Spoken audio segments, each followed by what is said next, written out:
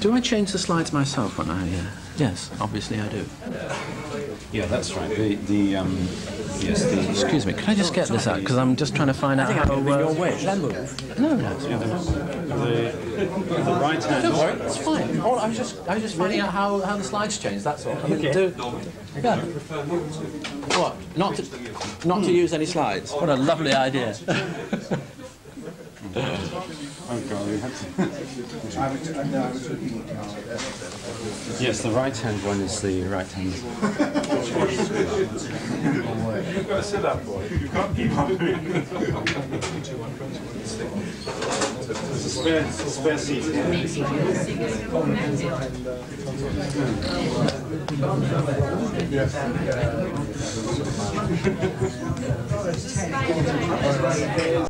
I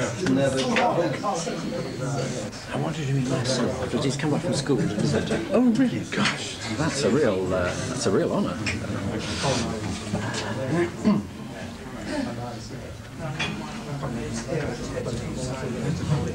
Good evening, ladies and gentlemen.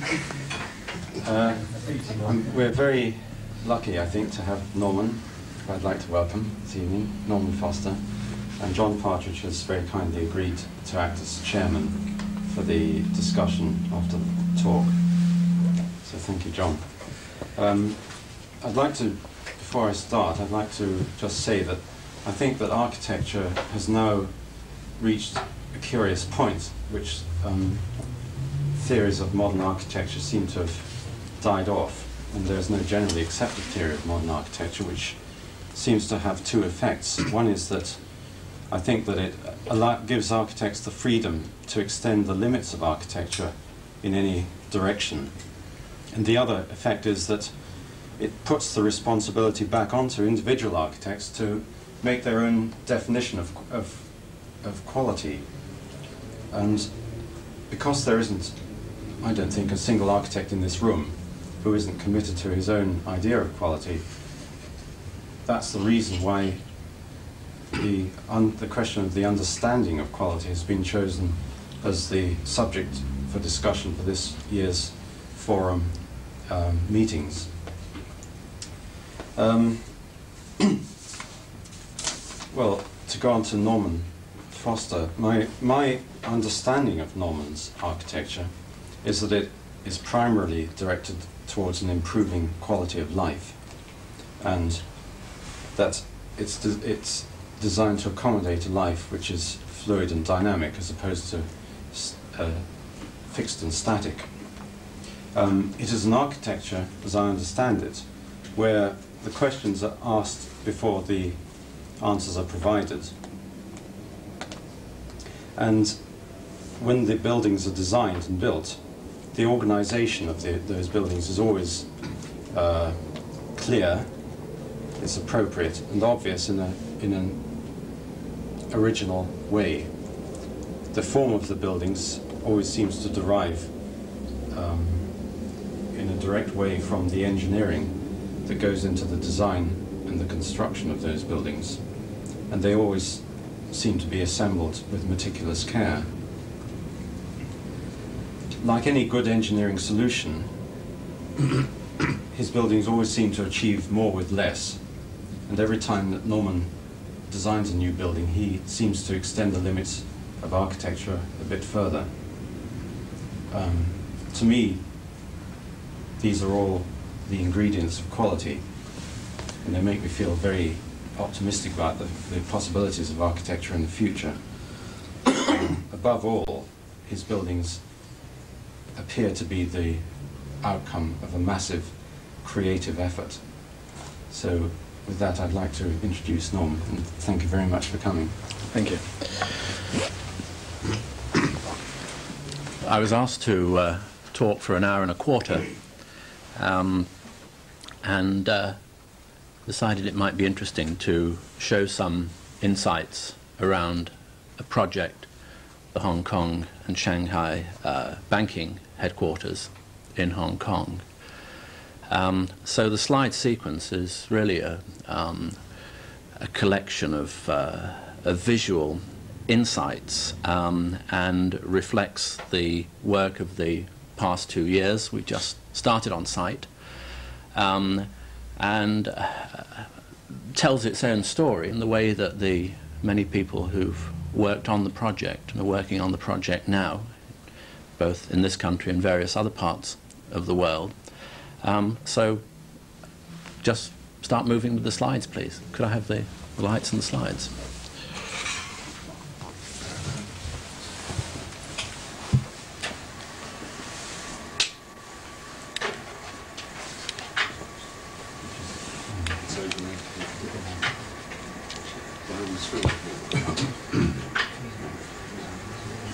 Now then, I would have assumed that that one was the left one. I've changed them over now.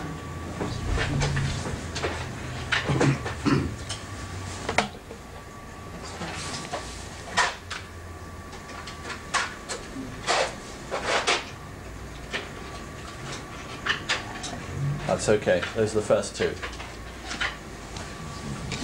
Thank you.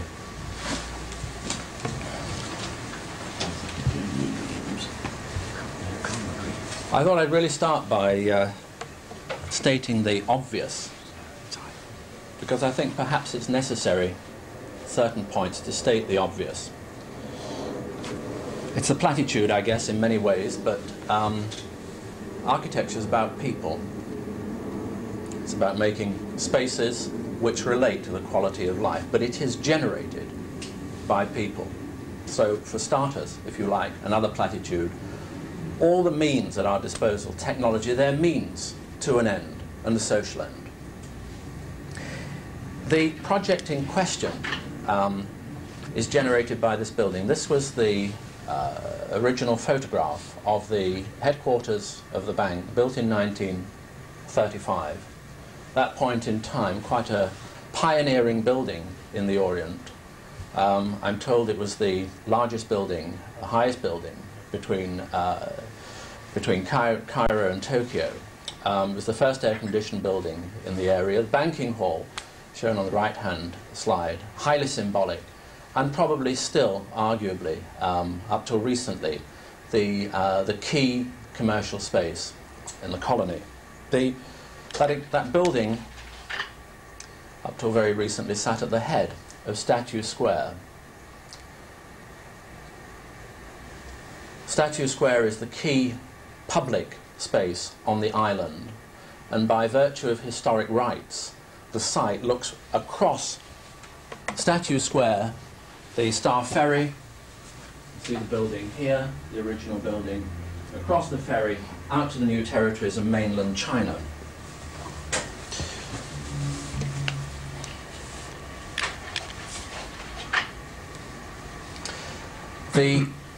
The space between the building and the waterfront, albeit the only public space, is inhibited, is compromised by later roads, tramways, and the competition which was to demonstrate an approach for the redevelopment of this particular building here in the light of the change over the time from 1935.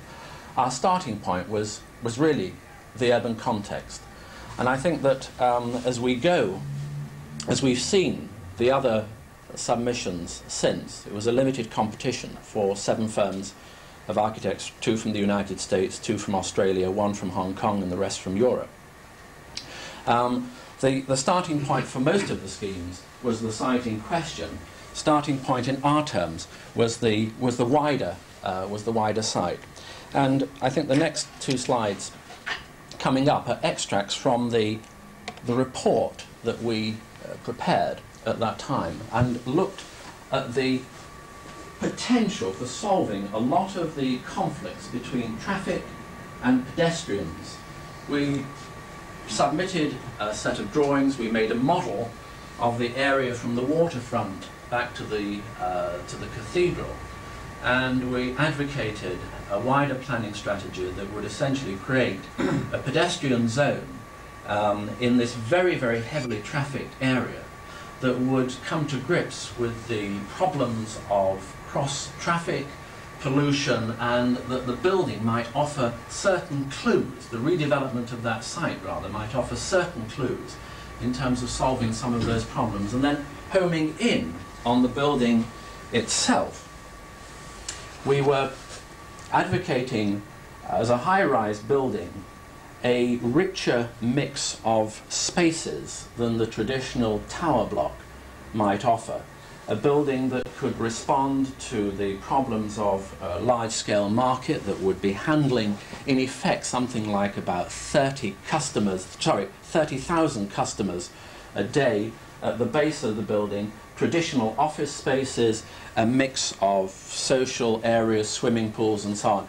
But in this richer mix, the idea that you could create, as it were, gardens in the sky, that these could be reception points, and that with things like apartments and the traditional reception areas in a bank, together with that very, very heavy content of offices, that maybe there was an opportunity to reinterpret, as it were, the institutional pattern that we normally take for granted in terms of a high-rise tower building.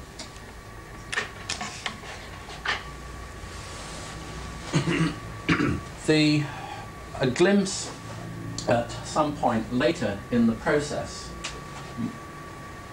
later stage model here, and showing the possibilities of taking that area from the building out to the water and creating something that would be appropriate in terms of a forecourt, and that would also add a further rich mix of activities into what is really a kind of city commercial ghetto. It goes dead after 5 o'clock.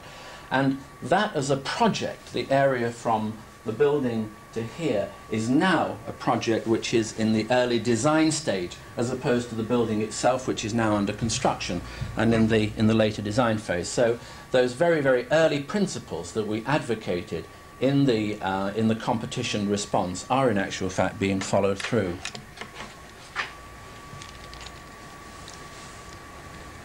So not dropping down.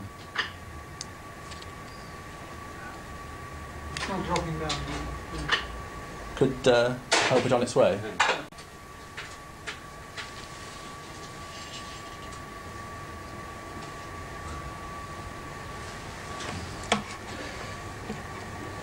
This model sequence shows the approach to redeveloping the site in question.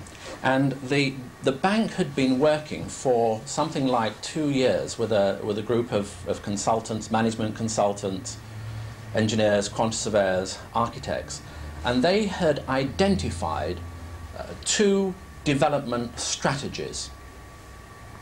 And in effect, our work on the project called into question those 2 development strategies. So our response was to address the 2 strategies so that we fulfilled the conditions of the competition, to do that quite briefly, and then to go off at a tangent and advocate what we called as an alternative, which was phase regeneration, because there seemed to be a lot of question marks around what they did or didn't want to keep. And it came through an analysis of the existing building in such a way that you could in effect pull it apart at the seams, because it was composed of a series of quite separate individual structures, so that you could pull those structures apart, and you could, if you wanted to, keep the existing banking hall. You could keep, if you chose, for nostalgic, symbolic purposes, you could keep this part of the building here. So it was an attempt to put forward a gentler series of alternatives which could be phased over time if necessary to give total redevelopment, rather than a one-shot solution, which was very much what the bank had in mind. We showed with a series of models which we assembled in Hong Kong as part of the submission what that might look like, with a lot of trepidation, because the conditions made it quite clear that they wanted to see an approach but it left the competitors in no doubt that they wanted to see what the building would look like, which is very, very difficult when you're working for 2 months in total isolation from any working relationship with the client. I mean, all that happened is that we were given a pile of papers, and together with the other 6 firms of architects, we were invited out to Hong Kong. We all sort of made social chit-chat. We looked around the existing building. There was a briefing, question and answer sort of sessions, and various things like that. But it was all very much remote. And these model studies showed the principles of the building, where structure and services movement would be on the edges of the building. Floors would be suspended from certain points along the height of that building as clusters, and some of the possibilities of these gardens in the sky, the reception points, and the manner in which floors could cut back, the way that such a building would appear in the townscape. Those were explored at a very, very preliminary level through the early submission. The result of that process was that we were appointed architects for the project 2 years ago. It seemed obvious to us at that point that we would then start the project and start it from scratch. We only realized when we went back for the next presentation, which was 3 months later, that was the last thing that the bank was actually expecting. They were expecting that we would develop the competition proposal in such a way that it would be identical to the competition submission. It was certainly rooted in it, but a number of things influenced the development of the project at this time. The use of colour is really quite interesting in Hong Kong. The whole Chinese interpretation of colour, the fact that that on advertising and on the banknotes that the building would appear red and synonymous with colours that one would take for granted in the streets. And we became very, very interested in this whole idea of the way that colour would be used in traditional buildings and later developments in terms of Japanese architecture. Other influences that were fed into the design process at that time was a very real interest in suspension, more tensile structures, notwithstanding the fact that the original submission was a series of suspended clusters of floors. It seemed in a way very very rigid and heavy as a response, and various presentations to the board subsequently. Bridges became quite an interesting talking point, interesting in the way that they would functionally serve a very simple brief of being able to get from one side of a stretch of water to the other side, but they would also, it seemed, coexist at a symbolic level. And that interest in such structures, whether they would manifest themselves in more lightweight hang gliders, land yachts, agricultural equipment and machinery, tower cranes, is, I think, very much a continuing interest, and makes itself present in a variety of structures which are contemporary with the development of the bank. And this particular pair of shots is of the Renault building, which is currently under construction. We seem to be having some problems with that right-hand one. Could you just ease the slide down, please? Some of these influences came together in the development of the scheme, which was presented to the board some 3 months later, and you can see the way in which the structure has separated itself from the towers. I think if the right-hand one could just be focused, left-hand one, I'm sorry. Fine, thank you.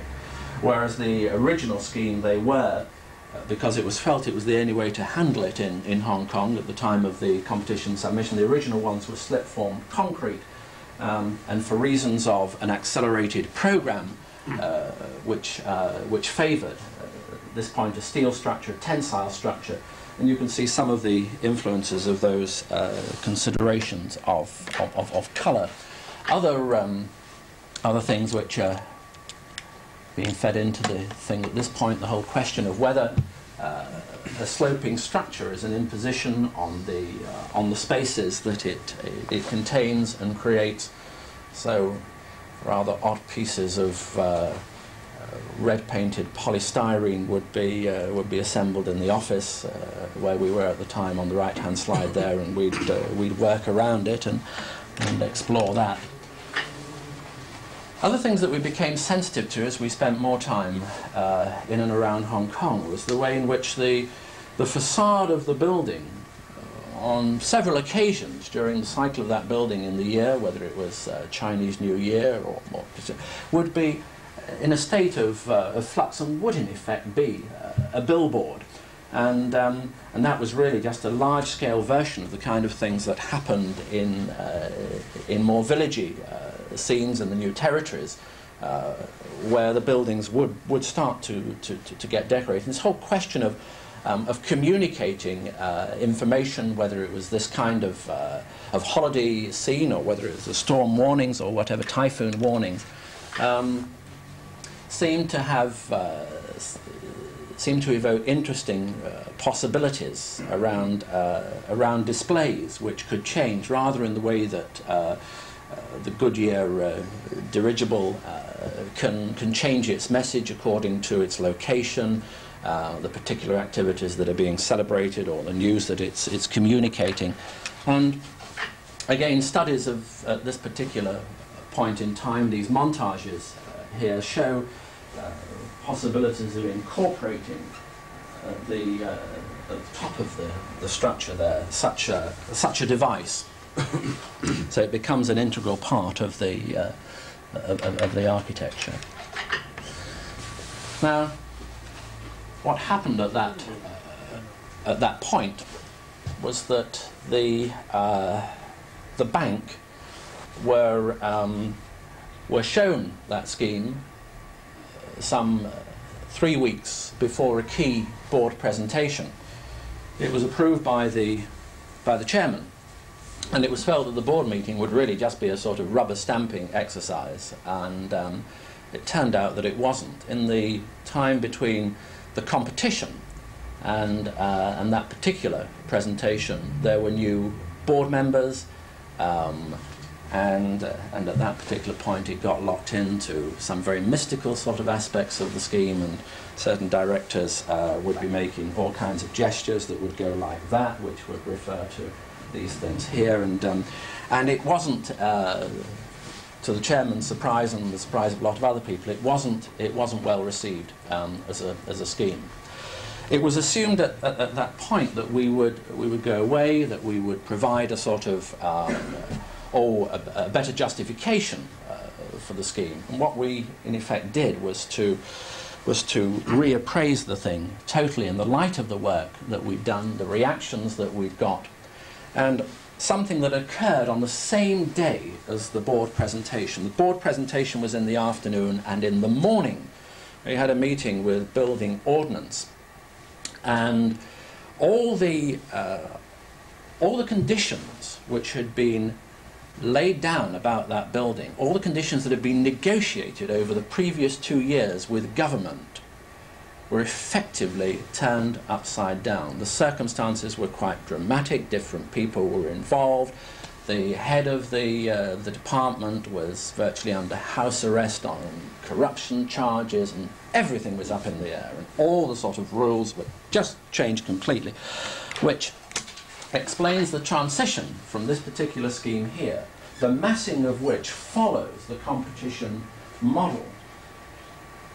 Completely new set of rules, and that starts to influence the form of the building, so that it's breaking down, it's responding to the new rules on the statue square, light angles on this side, it's breaking down the 4 bays, some are going up higher, so the space that was originally occupied by the sky sign is now occupied by building mass. And as we start to explore this process, we realise that it does have very, very considerable benefits. It starts to slim down the profile. It becomes a much more distinctive profile in the, if you like, in its silhouette. It also offers it helps that striving to get a richer mix of spaces, because we've now got the possibility of eating away inside here so that we can get richer spaces, but we've also got the varying width of spaces. And some of the things that we're coming to grips with were quite peculiar to Hong Kong. This question of the building, in the event of fire, being its own self-contained fire island, so that because of the congestion of the narrow streets, you've got to be able to contain the population of that building within the building. And normally, in modern buildings, I mean, up to this particular point in time, certainly those would be taken for granted as being several floors that would be given over. They'd be called refuge floors. They'd be partially occupied by plant, and in the event of a fire, all the movement systems would drop you off at those refuge areas, because you wouldn't be allowed onto the street. You'd have to be contained within the building.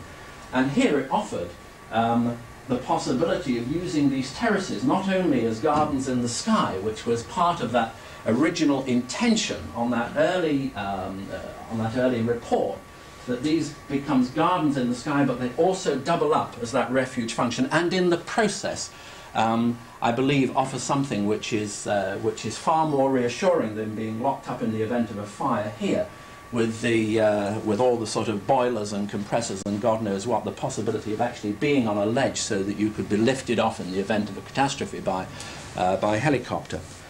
But the problem with this scheme is that it still, because of those light angles, it's working okay in terms of Statue Square, the open space in front of it. It's working okay at the back here. But it can't, as a building form, respond to the tight street which is called Bank Street. Between this bank, the Bank of China on this side, Chartered Bank is okay there because there's just a sort of building line. That's fine in Hong Kong terms. But it can't respond to that light angle there. And that throws the scheme into a kind of, the pendulum swings. We desperately try and find a form that would respond to those constraints. And it goes off at some really quite interesting tangents. Here we're getting a building which is a cluster of towers on sort of suspension central spines, and in between those towers on a kind of tartan grid we're getting voids which will work as small-scale atriums for movement or to create more personal, smaller scale spaces within this larger entity, and interspersing the services and so on in those gaps. And this is working. This is working in terms of all the constraints. And the lessons from that then get fed back into the mainstream scheme. And here you can see that this scheme is, as previously, symmetrical about Statue Square. The structure's changed. It's no longer those V suspension things, which, rightly or wrongly, evoked all kinds of mystical responses. And we'll talk on these slides a little later about that aspect of designing in Hong Kong, because there's this key word feng shui, which informs a number of more mystical aspects of the design process. So the scheme is now much more a sort of tension structure. The clusters are coming quite clearly from these columns here, and moving those columns inboard then allows, on the Bank Street side, the scheme to be paired out, so that it's raking backwards. It's doing the other things too in this plane here in terms of creating those terraces, those platforms, but it's also responding in this direction here. One of the interesting possibilities then becomes that when the adjoining bank here, the Bank of China, is up for redevelopment, there's the possibility then of joint negotiations between the two. And this building has here within itself the potential to expand. And the final version, which is now under construction, has the capability for expansion in that area to increase the usable space by 30% without any structural changes. And then a further development of of the scheme here, not the scheme that's under construction now, but a much earlier version of it and a more detailed model. Start to see again the possibility of those key spaces here, which we'll talk about around the breakdown of spaces, the way that one can, as it were, find alternatives to the traditional model with its kind of anonymity, where in the traditional office tower you move up and really every floor is the same, and the only thing that tells you the difference is the number in the lift car or on the door that you arrive at. So, to make the point at the key presentation, which is probably about now 3 months later, one's having to go through further audits and to make the point about a design process which is rooted, if you like, in the humanistic aspects of design.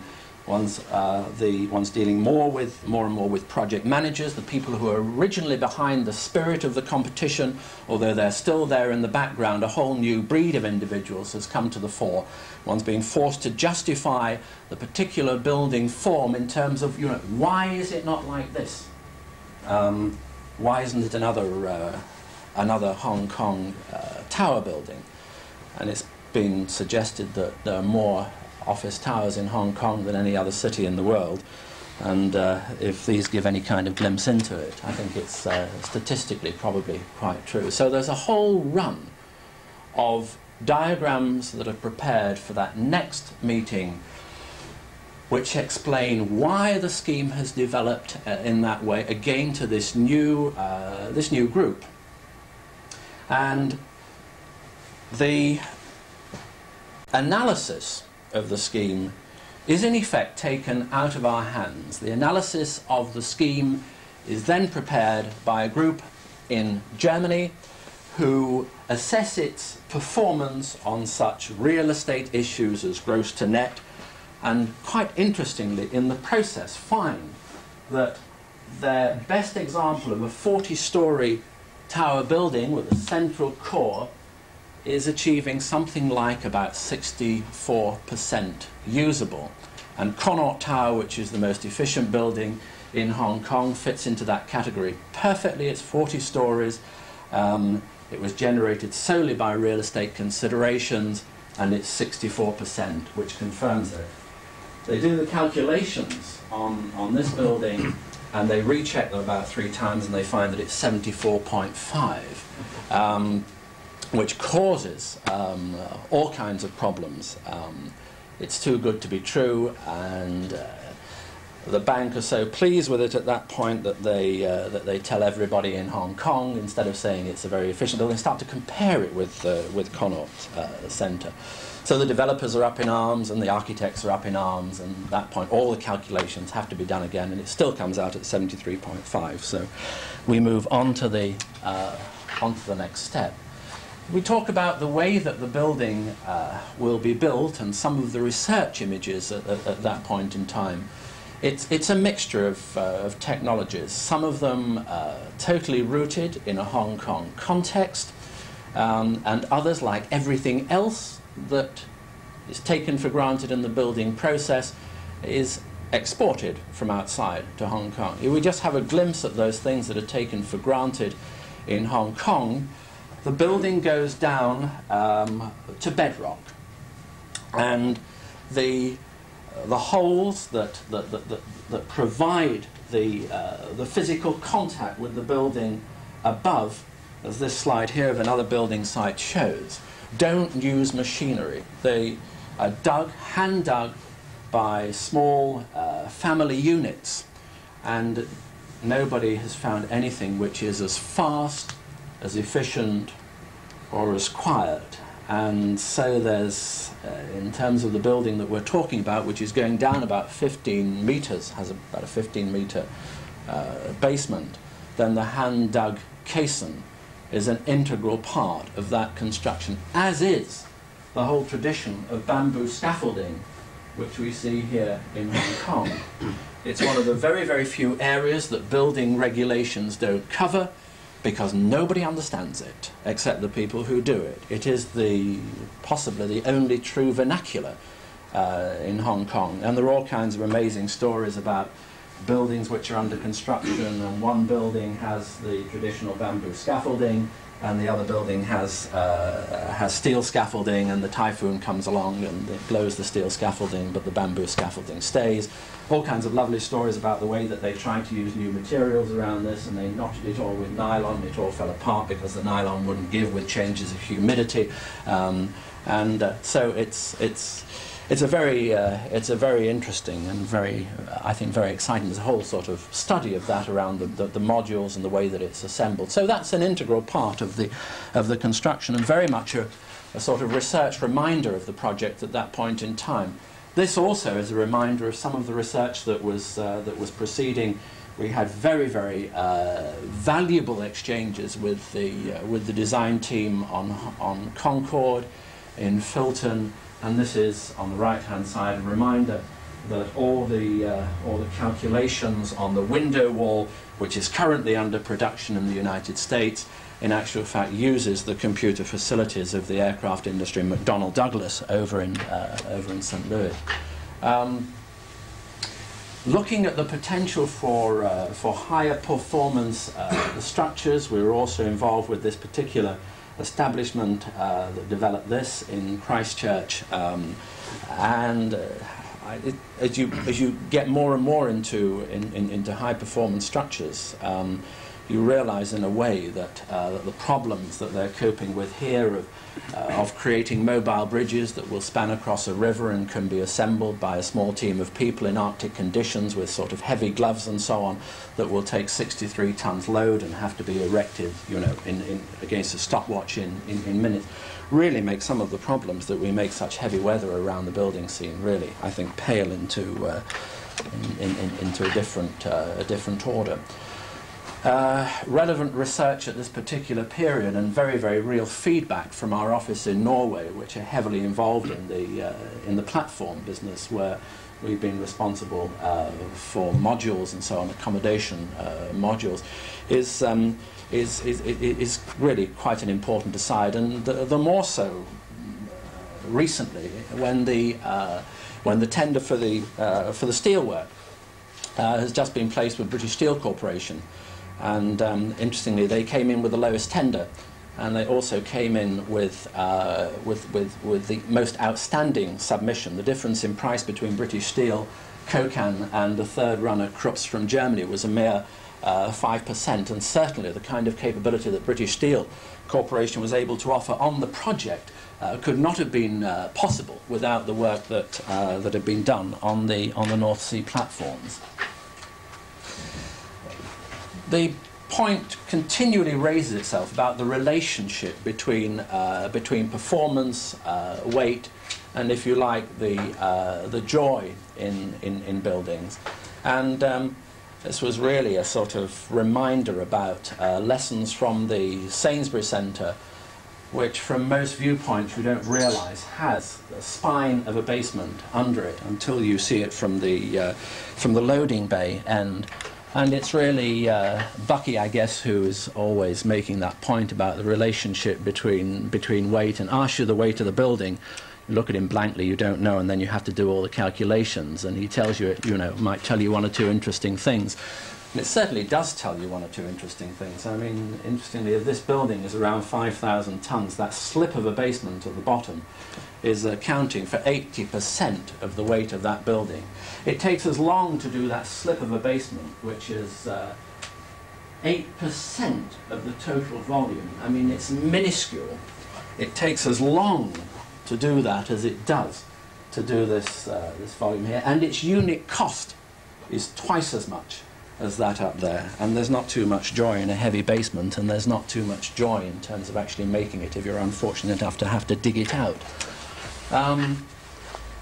So some of that thinking, the pressures behind it all the time, aware that the project is really racing very much against a stopwatch, but coming down to those early priorities of that mix of spaces, the possibility of the workplace being a more enjoyable experience, and a building that could, in one entity, create that richer mix in comparison to the limited options that the traditional podium and tower might offer.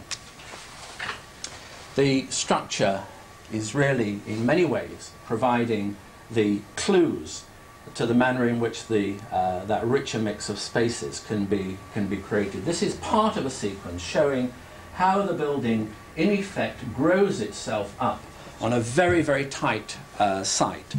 And we're talking here about a plot ratio which is 18 to 1. It's difficult enough to build over 1 million square feet on a pocket handkerchief of a site. But the challenge is increased because we have to keep a banking hall. We have to run this site as a bank during the construction period. So that influences the structure and the way that the building is built. These towers go up, and the banking hall is maintained in that area there. And at the last moment that is taken away, and then the building can grow down on itself there. So that space there, which you can see at the bottom of these service towers here, is currently in there as a banking hall, and that's the area in which the building grows down. These are the key spaces where the forces are gathered as you go up, and the clusters of floors diminish incrementally as you reach the top. On the top of the building, with its helipad and various viewing platforms and so on, you can see on an early elevation study on the right. The section perhaps indicates the range of spaces in the building. The building, in effect, forms a gateway over the site. By elevating it some 16 meters up, it in effect creates an open plaza at the lower level. So in an area which is absolutely desperate for space, it attempts to offer the bonus of a pedestrian square, an extra pedestrian space. In other words, if it is like any other building on negotiating its plot ratios and taking something away, it is in effect attempting also to give something back to the community. And it is impossible to describe how the density in Hong Kong, and that by that I don't mean the density of buildings, I actually mean the density of people on the ground. It makes a sort of final sort of rush. I mean, look, very, very civilized. In actual fact, I mean, Hong Kong is in many ways a sort of shattering experience. I mean, the sheer dynamic of activity, as a powerhouse, I mean, it makes, say, Manhattan, downtown Manhattan, look very, very quiet and almost village-like. So the possibilities of providing some kind of respite from that, some extension of that ground plane, free of traffic, as a more human space, is really very appealing. And so here we're getting the ground plane going through. We're starting to see the links of movement from Battery Path there, the escalators which will take you up into the main banking hall here, and at these various points up the building, as reception areas for special activities, the terraces, which also now start to have things which can come out and semi-enclose them, and the viewing platforms and so on at the top. Building goes down as a basement, and by the treatment of this plaza here, possibilities of that being translucent, we move the basement really starts at this level here, which is B1. And the slide on the right-hand side shows one of the early study models for the key banking hall space, this area which is taking its 25,000–30,000 visitors a day. And one's looking for favoured images around the way that sort of key spaces might occur in the heart of a building, like the Bradbury Building, very much a favourite building, or a century so later, the Cape Canaveral Vehicular Assembly Building on the right-hand side, evocative in terms of the possibilities of more centralized, generous spaces around which activities might develop.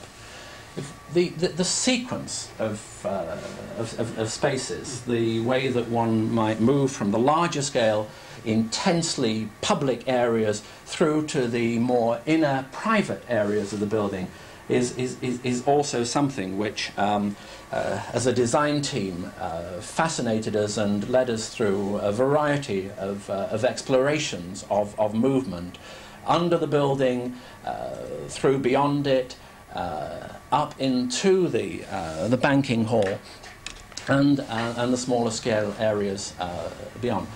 Certain points that I'll come to in more detail. The form here of this reflector at the top of that banking hall space is rooted in the idea of trying to pull sunlight into the heart of the building from the south facade, trying to bring natural light to penetrate through the depth of this high banking hall space down onto the plaza underneath, and ideally through a sort of cast glass translucent floor down into the basement below.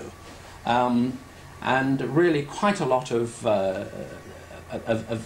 interest and a lot of energy by the office exploring how that might happen in an otherwise deep building.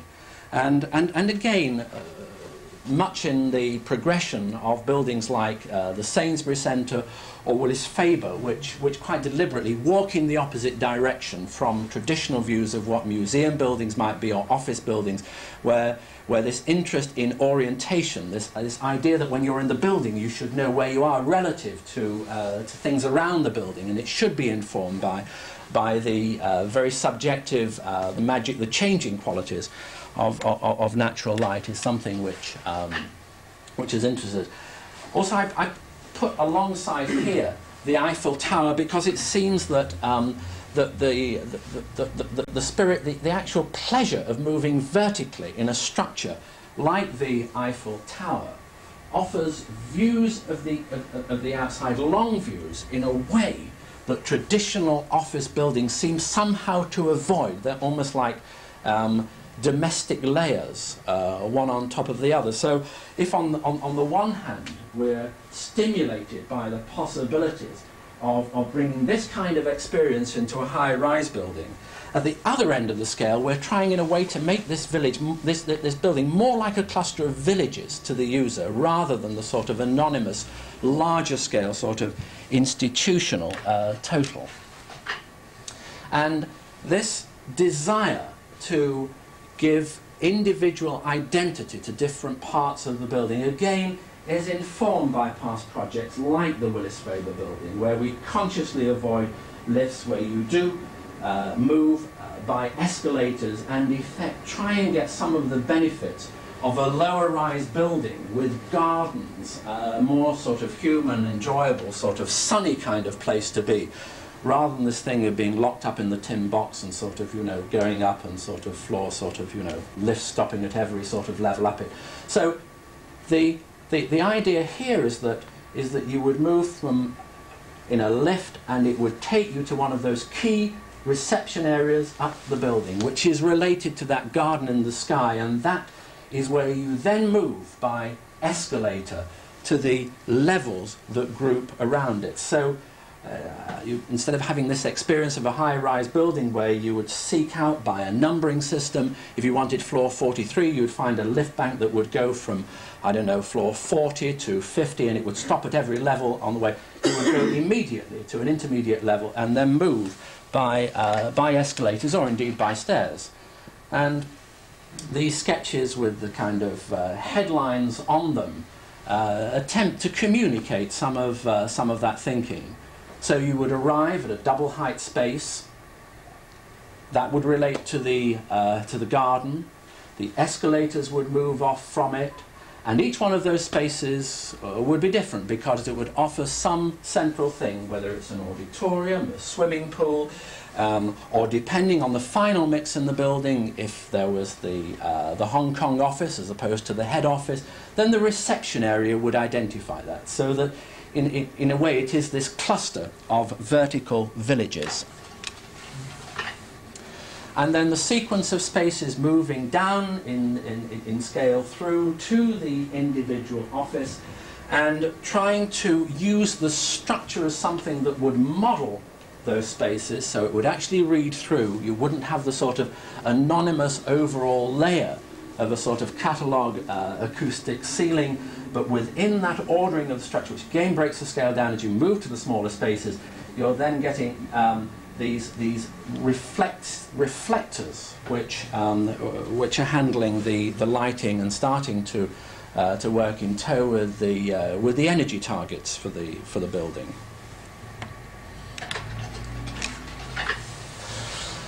It's fairly evident that the interest in lighting is one of a number of means to try and achieve the ends that we're talking about. And this is a glimpse of some of the modelling studies that we've been doing on it. This is an artificial sky. Here's a model of the base of the building, the banking hall. That's the double height space at the top of it there. And this is where you'll take the scoop, which will pull the sun into the heart of that space. And here we can see in this artificial sky the sun. You can see on the model here the reflector comprised of tiny individual mirrors, which will start to work with the lighting here. The sky is being sort of pulled down. The sun is coming on the reflectors. And this is a laser generated photograph of the model, so that we can in actual fact explore whether we want the sunlight to be diffused through here, which we most certainly don't want, because you can get that quality with artificial lighting. It's showing the fact that we can actually get that particular ingredient of the dazzle, the brilliance, the qualities that you would associate down on the plaza. But by adjusting and exploring the design of the reflectors at the top of the ceiling, we can explore and modify the kind of quality of light that we might anticipate down there. Now, a number of parallel interests which start to again influence the detailed development of the thing, whether it's this fellow selling ice cream in New York with his own little sort of headset radio there, which interestingly sort of versions of that, the Sony Walkabout, certainly reinformed the manner in which we all work in the office, in the same way that it wasn't that long ago that everybody was twiddling slide rules, and we now take for granted the miniaturization which informs the inevitable sort of magic calculator, or whether it's the miniaturization that we associate with aircraft, and in a way the fact that we can have an involvement as an individual in the tuning of our immediate environment, albeit at a fairly crude level. And so we're getting the feedback of that into the lighting design here. Very, very low energy possibilities for getting the background lighting through those reflectors. And again, on a full-size mock-up here, a laser-generated photograph looking at the way that might work and the many possibilities. And then the miniaturized individual light, which can be task-related. Again, to get something which is less anonymous, less boring, has more sparkle, and has more individual-related involvement. The building comes together on plan with the structural mass zone shown here in red. It indicates that the floors are manipulable, that you can take them out at the base of the building to form the void of a banking hall. The green here, the escape stairs, the plant room zones as modules, and the variations that are possible on that theme. So you can rake back to accommodate lighting angles, shadow.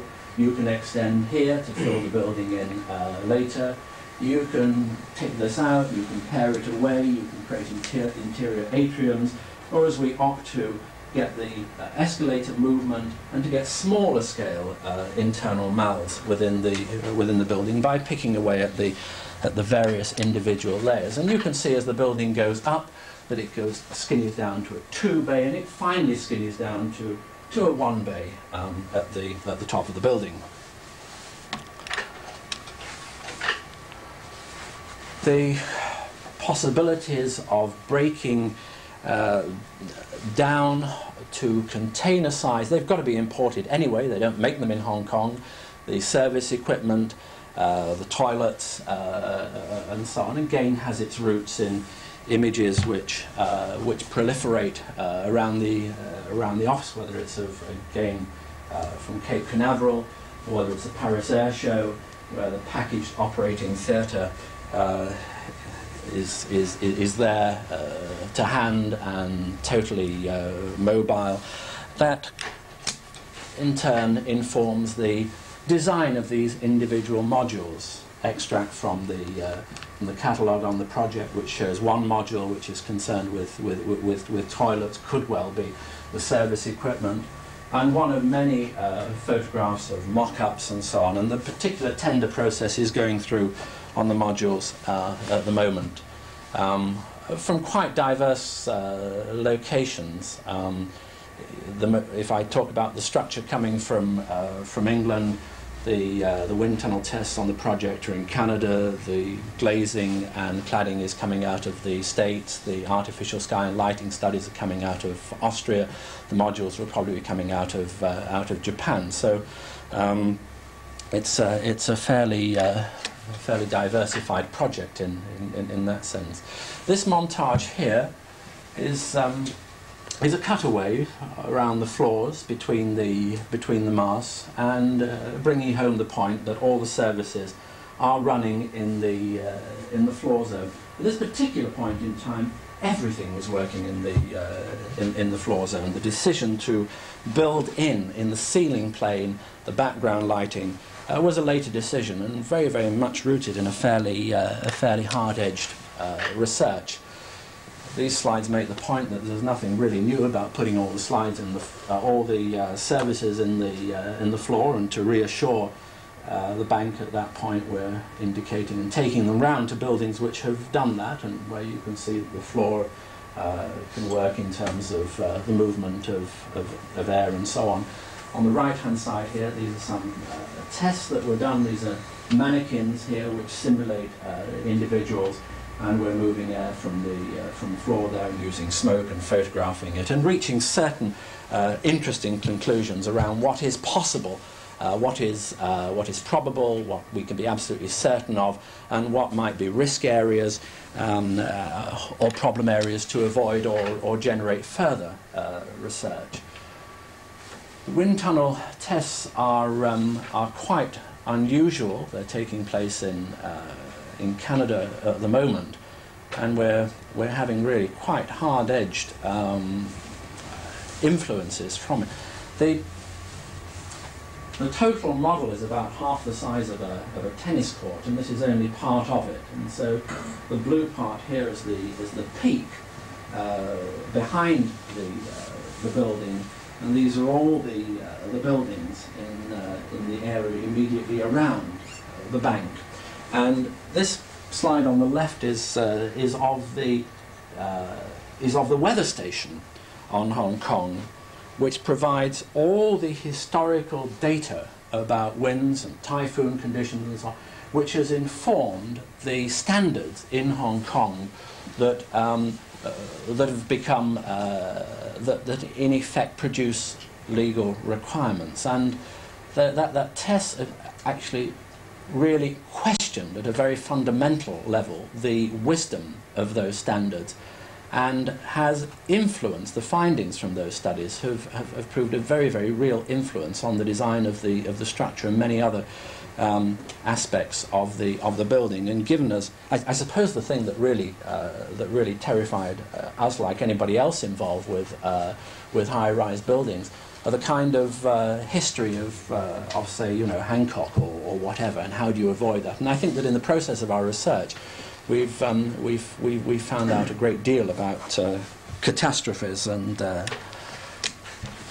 insurance claims and what have you, in terms of the work in America on that. It's a glimpse of the model in question, which has something like 500 points on the model which can monitor the movement of air, so that we're able to model the kind of microclimate that might be created at the base of the building in that plaza. We're able to explore the effect of the facade treatment in terms of modifying. And one of the many conclusions, I mean, just taking a simplistic example, this has indicated, the feedback from this model has indicated, in actual fact, the wind doesn't really know about that upper part of the building. But in effect, there is a cut-off point here, it's almost like an aircraft wing, where in all the circumstances that matter, the wind is deflected and upwards and is not imposing the regular kind of loads on the upper part of the building, and that has been translated by Arabs into some quite interesting redesign on the main structure. The movement, if some of those things are quite hard-edged and objective, then perhaps for some visitors to Hong Kong, this kind of parasol to keep off the sun rather than the rain, and study of colonial buildings and the way that they would actually build in areas of shade, the way that they would consciously pull air through. This is a slide on the right there is of Raffles Hotel in Singapore.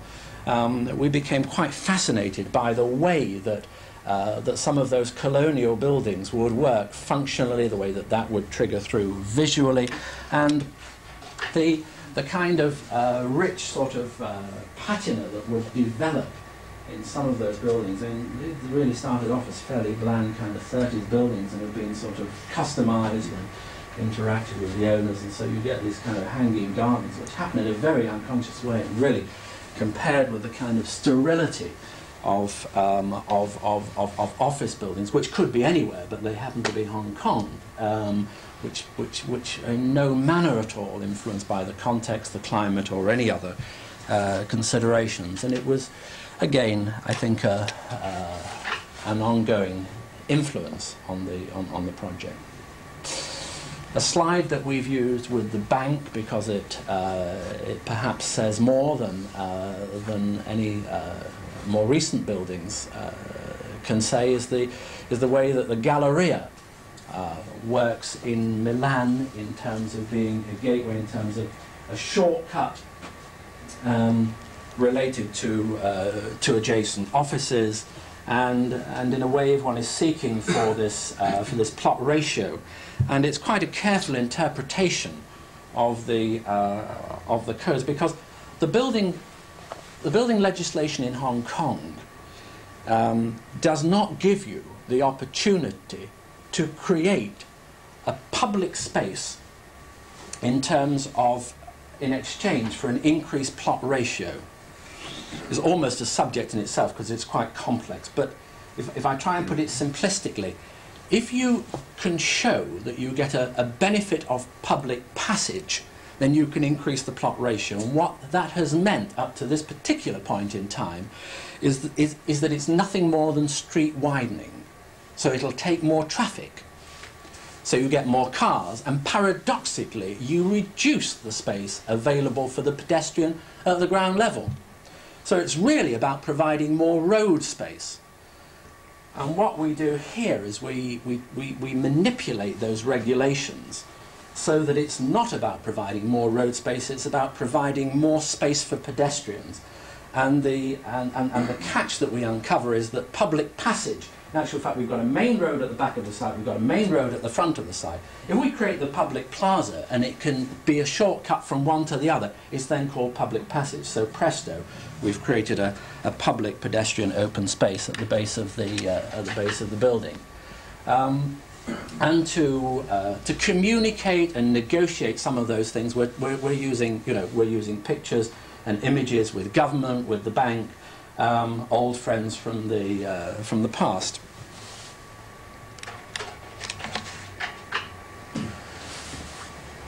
We're also trying to get over some of the possibilities of smaller scale spaces and the ingredients of water, and using Paley Place in New York here. One of our collectively favourite spaces, and if we did the sort of 100 favourite slides, would be high on the list. a study model of the base of the building, the top chopped off, and looking at the way that that plaza could use cast glass. So at night it would be lit from below, and it would be a kind of crystal that would glow. And during the daytime we'd get the sun coming through here, the base of the banking hall, and through into the lower reaches of the building. And then the edges would be grilled and would have water features.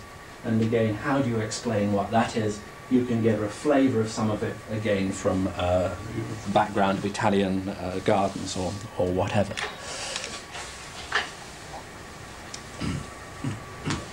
Coming back to some of those original aims of how do you bridge over the busy Queen Street here, and how do you acknowledge this sort of one of the sort of few remaining vestiges from the past, Battery Path, and the way that could link in and under the building so that you could get upper level shortcuts and link into the upper parts of buildings throughout. And these slides start to explore some of those possibilities at an early stage of sort of bridges and so on. What it doesn't show is on the model, in fact, that this entrance would be guarded by the lions, and the lions have been there since 1935, and they're an integral part of the bank, and very, very much steeped in the tradition that of this feng shui, this sort of superstitious aspect of design. And on our first visit out to Hong Kong for the briefing, we opted then to stay on. We decided that we would attempt to get our own feng shui man, and we commissioned this amazing elderly Chinese gentleman who produced this sketch of what he tried to communicate was important around where the entrance was. And curiously, we dug this up at a much later stage, and the entrance, this is the site here, the main flow is very, very much from that corner, and totally in the spirit of what the feng shui man had said. I mean, probably total coincidence, but quite interesting.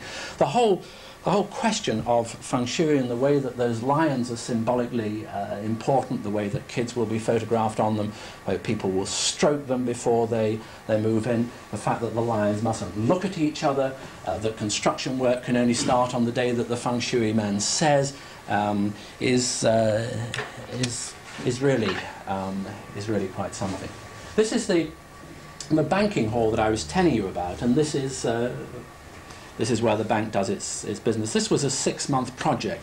Just to put that in perspective, it was the same contract value as Willis Faber, and it was built in 6 months, and that was 3-shift working, 24 hours a day, 7 days a week, which is pretty normal in Hong Kong. It is another world. The location of those lions, which hitherto had guarded the entrance to the original bank since demolished, here the contractor, all he was asked to do was provide cardboard cutouts, rather like that one, but interestingly, very much on his own initiative, they become decorated, and the ceremony that actually locates them and the exact angle at which they go is the subject of a lot of manipulation. You start in a way to become sensitive around things that you would otherwise miss. This is just a shot in a village of the mirror that will ward off the evil spirits, and quite senior Chinese directors in the bank will have their own little mirror up at and in their offices, and the chairman, Michael Sandberg, who recently was moved out of the chairman's office in the original bank and was moved into new premises, took one look at it and said, "Has the feng shui man approved it?" And to everybody's consternation, he hadn't. The chairman wouldn't use the office. The feng shui man came in. He looked at the views. He saw red buildings in the distance and various other things, and the whole layout was changed. His desk went at an angle. Everybody had to come in. They moved the telephones, and then the chairman sort of moved in, and everything was fine. It adds certainly adds another dimension. There's also a certain native cunning that comes with the business of building in Hong Kong.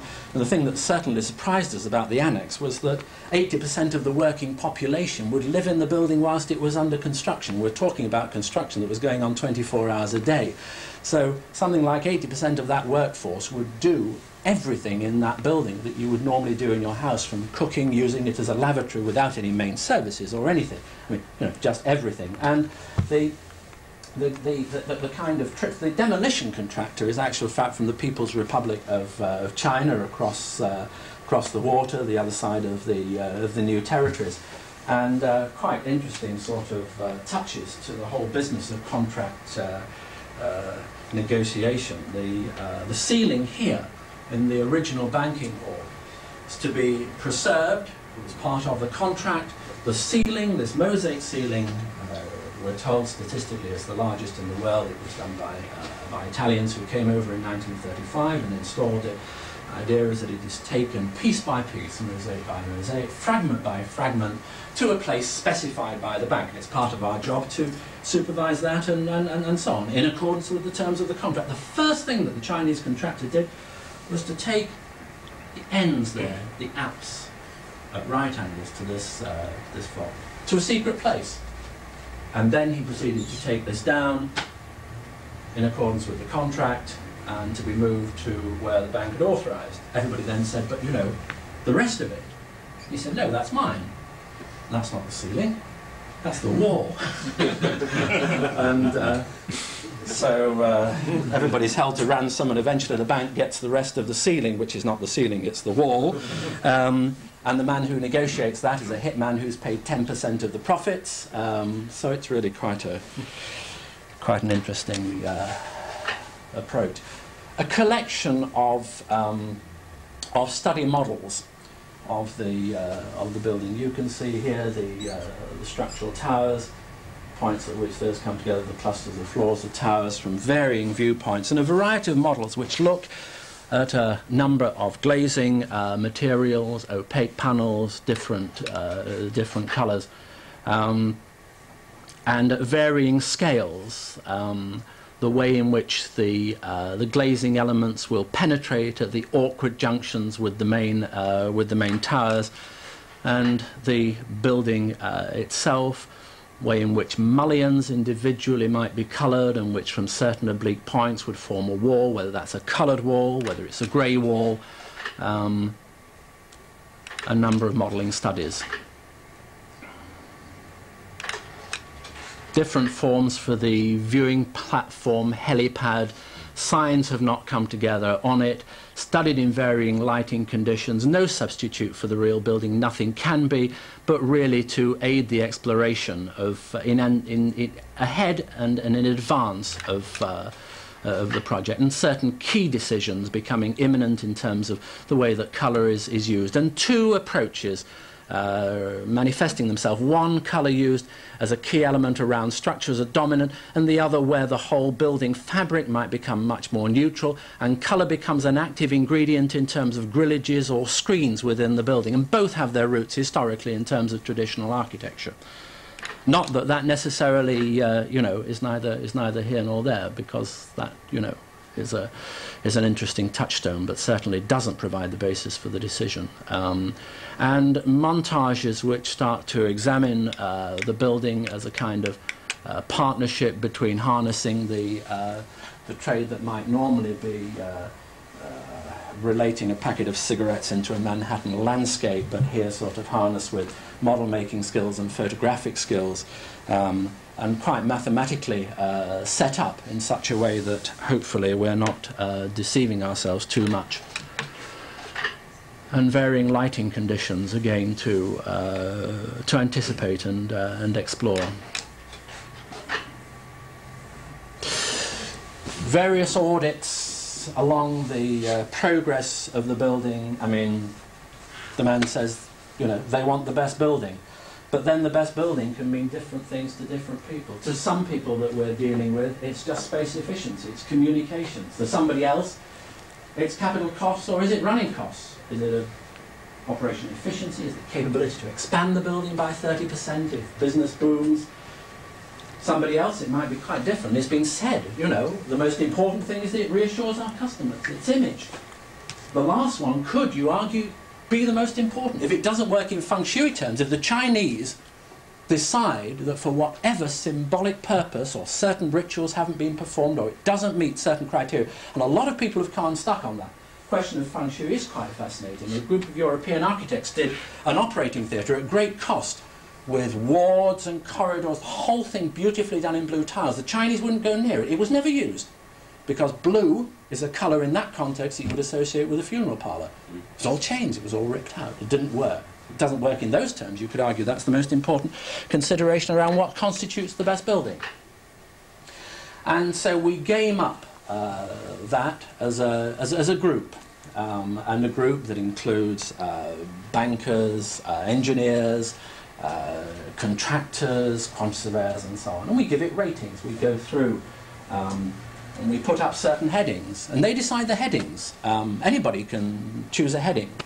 It was a game, in actual fact, that took a whole day, and these are just sort of pulls from the many pieces of paper that decorated the walls of the office at that time. And you can see different people's handwriting as it gets added to it here. And at the end, you can see the ratings that are given around some of those things. I mean, somebody says flexibility. I think that's terribly important. We'll give it a rating of 10. Somebody else says 15. 4 people said 20 there. External image was interesting that it came out at 20. Energy and running costs. Some people were putting it very, very low. 5 people only gave it a rating of 5.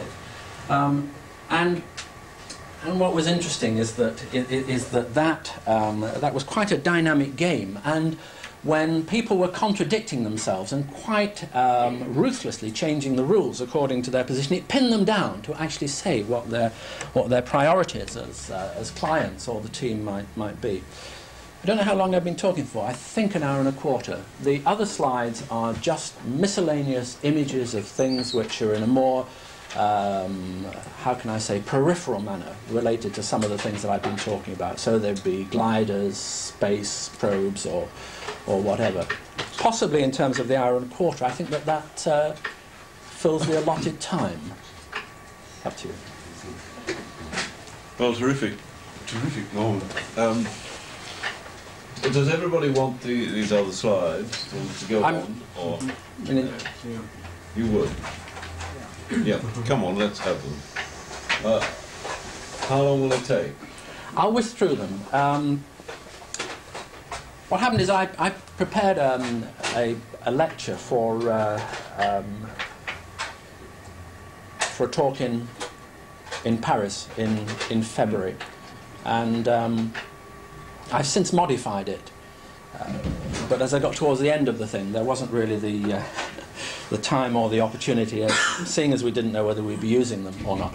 But in Paris, I thought it was interesting to talk about the relationship around change and the way that in certain pieces of hardware might manifest itself and the appearance that might be associated with it.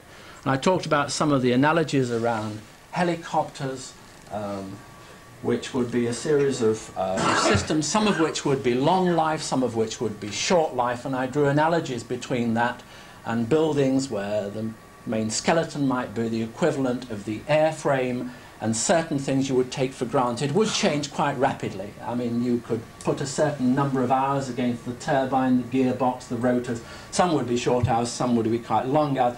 And you could do exactly the same with a building. And if you followed that process through, you could demonstrate, related back to the whole sort of social change and standards, that certain things were inevitable in terms of change if you really did respond to those standards.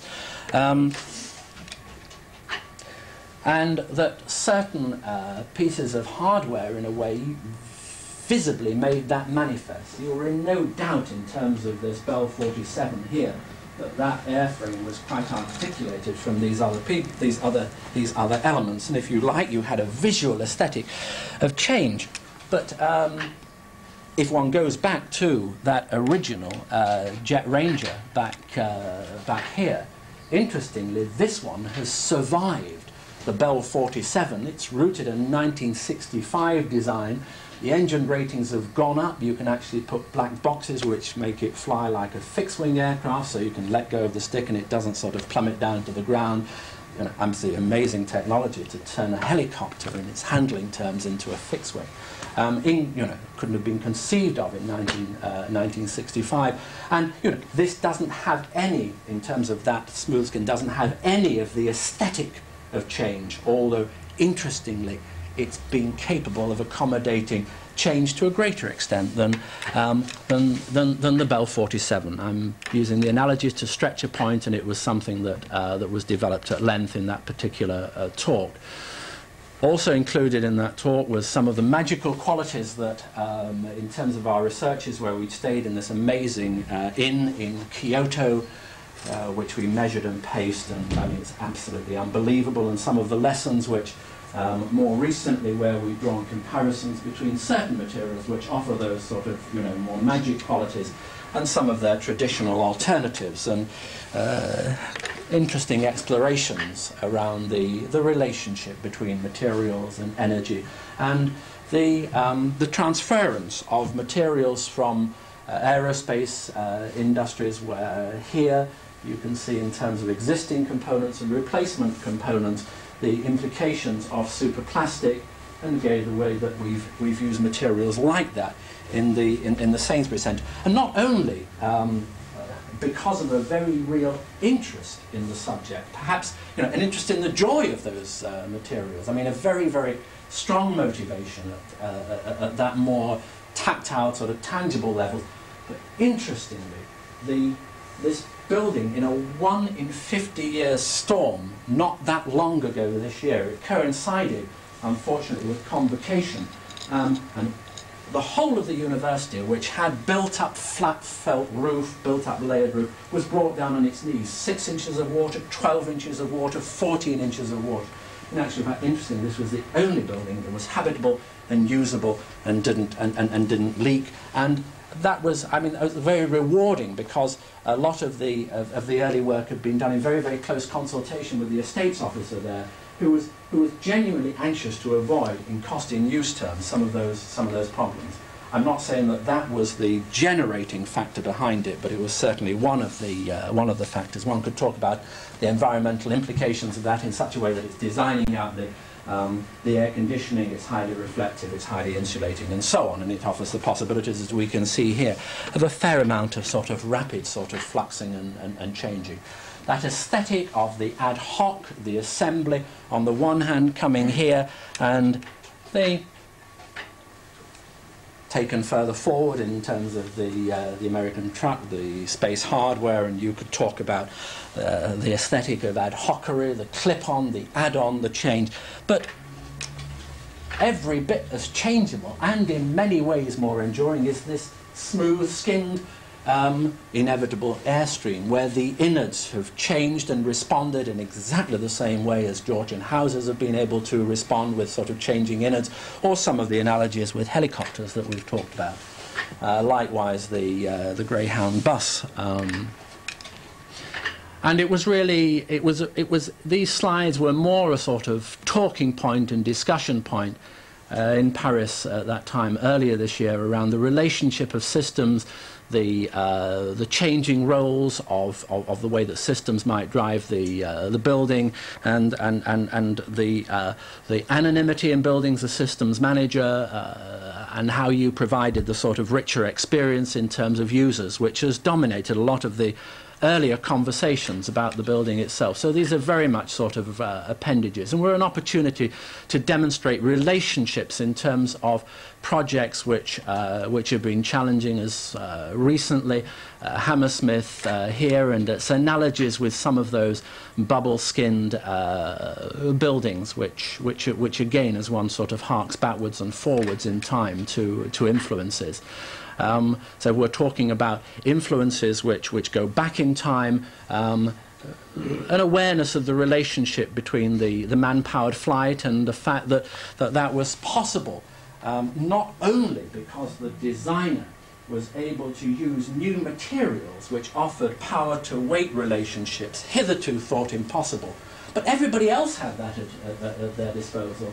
I mean, this man went back right to first principles, and instead of trying to copy what the man-powered flight might be, that aeroplane, instead of trying to copy a completely different breed of aeroplanes, went back to a lot of early first principles where the plane was flying just above the stall. Streamlining was of no importance whatsoever. To that extent, he could do truss structures and so on. So this continual relationship backwards and forwards in time in terms of research insights was a theme of the thing, ending inevitably on the glider and the points that it's possible to make about intrinsic beauty, about developing safety standards, the ability to go further, faster, in more comfort. And one could talk a lot about the sailplane designers and the way that they constantly modify the outside and the inside. So it's really it's performing its function aerodynamically, but it's also rooted very, very much in a sort of, in a tactile, tangible, sensual awareness of what design is about. And that's a potted version of some of the asides that those slides generated. That is the last pair.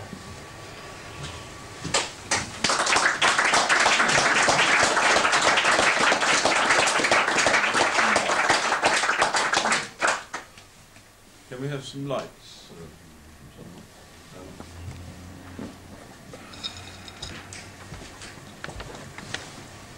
Well, thank you very much, Norman. That absolutely terrific, and I don't want to stand in the way of obviously the enthusiasm that you speak with, which I hope is infectious all the way around. Do you mind if I get a drink? Yeah, the last few slides made me forget everything about Hong Kong, but I've never been to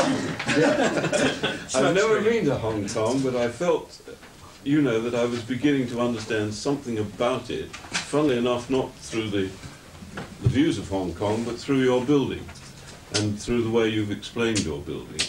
Now, somebody must be bursting, really, to ask you some questions and to get into this. We haven't got a lot of time, or if you like, we can sit here all night. But I was told to stop at 9. I don't intend to do so. 15 minutes, it sounds like an excellent idea.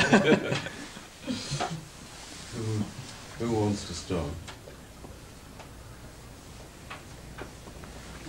Well, it does that to you. See, you actually. That's perfect. Let's we can now eat. You totally convinced me. If I had the money, I'd buy the building, and all the rest of it. You obviously talked the bank into a lot of these things absolutely brilliantly. Can we, if you like, go back to the beginning of it, to the competition? Do you know how other people approached this and how it was different from the way you approached it? Well, I hinted that that we not only started from the building outwards, but from the sort of city context inwards.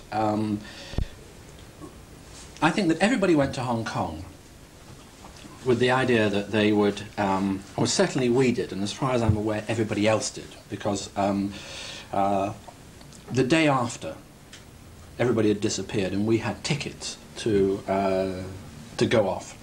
So we decided that really it was a good excuse to see, I don't know, India on the way back or something like that. In the event, we decided after a day there that we really didn't know enough about the problems in terms of what made the building tick.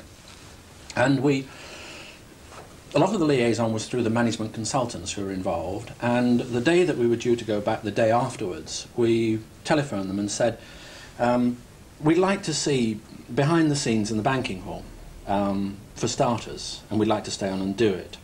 And that rather threw them, because I don't think they were expecting. They said, well, I'm not sure about that, we'll have to check with the bank, but obviously if you're going to sort of see behind the scenes and so on, then we'll have to inform the other architects. And we said, well, that's ridiculous. I mean, if what you're saying is that if we feel that to design a building, we should find out more about what makes banking tick. I mean, if you feel that that's sort of so unusual or sort of far out that you have to then sort of inform everybody, then forget it.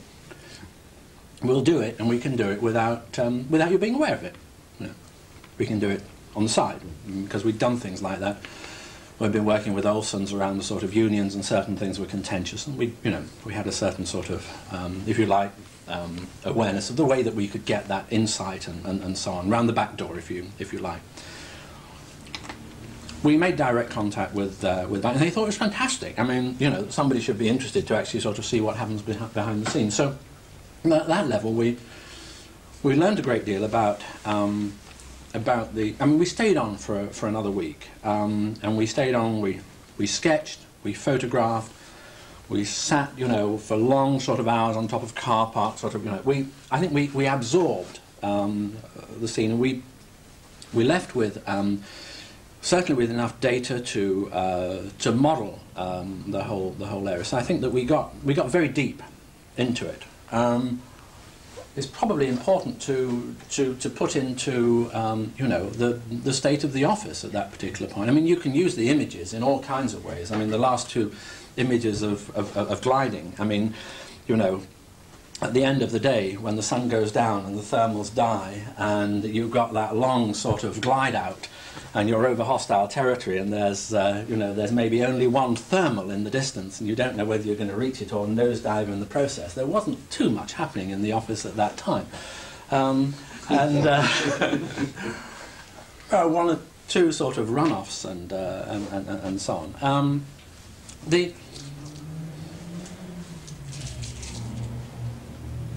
Was it a big team the actual that came out that went out with you? Three of us went out. I mean, Wendy, Spencer, and myself. And when we got the project, Spencer went out there to live and set up the office. We now have an office out there. He's come back, and he's now working with the rest of us on the project here. We've had very good continuity. We have an amazing team. We had a fantastic team on the project that produced the competition submission. It was quite tight, it was very dynamic, and it hit it simultaneously at a number of levels. Our interests were architectural, they were social, but we felt it was important to demonstrate, if you like, in our submission, the buildability of the scheme. So we were looking at it simultaneously at an early stage at all the levels that that I've tried to communicate. Not all of them, but hopefully some of them. I don't know. There was obviously a sort of pretty sort of rich diversity of approaches. I mean, from Skidmore, Owens and Merrill to Harry Seidler. Again, it wasn't a simple one-shot thing. I mean, the bank, during the period of the competition, travelled around the world, and they spent one day with each of the firms of architects, and they spent 2 days with two of clients from each firm of architects. So, around Australia, they would be going to sort of Canberra with Harry Seidler. They would be spending 2 days. The rules were fairly specific. We tried to get in on the act, and we were politely but very, very firmly told that was out of the question. So they spent a day with IBM, they spent a day with Willis Faber, they spent a day with us in the office, and they did exactly that with all seven. When we were invited out, we were out there for after the submission. We were out there for 3 weeks, and we worked for 3 weeks, and we made a presentation to the board at the end of that 3-week period. So it was very tough. It was hard work, but it was very stimulating. I mean, we were everybody who was involved in that competition. I mean, had quite a lot of sort of hoops to jump through, and different people handled it in different ways. I mean, whether it was the sort of the reception suite at the top of the Hancock Tower or whatever. I mean, as far as we were concerned, we were working on the project. We had an office lunch. It's the same lunch that that any of us have in the office, and basically the bank were invited to the office lunch, and so they had a working office lunch. And you know, they asked to see what we were doing on their project, and we firmly but quite politely told them that basically we were working on it, and we didn't feel it was appropriate to show them where we were at that particular point. So everybody handled it in their own way. I mean, you know, the man who came round said, interesting, because we've just come from, you know, from another firm of architects, and you know, and they said, you know, they were doing this, that, and this. So everybody was, you know, everybody was doing their own thing in their own way. And I think the submissions, you know, possibly reflected that. I mean, some people put an emphasis on models, some people put it on reports, some on sort of statistics. No, and again, I think, I mean, it comes back perhaps to conversations with Robin around this evening, where he was saying, you know, that the theme was quality. I find that, you know, rather difficult to talk about in the abstract. That's why I opted to talk about a scheme, because really, you know, many interpretations about quality, but perhaps it's an ordering of priorities, and only actually by doing something do you actually sort of say, you know, these are what the priorities are. They come out in the way that you approach and then, you know, respond to the things. So, I mean, presumably enough positive aspects came out for them to finally, at the end of the day, say, you know, we'd like you as to be architects for the project. Sorry. So, one little side that I didn't understand was when you produced the Bell helicopter and the other one, I didn't understand the comparison you were trying to make, or you were making.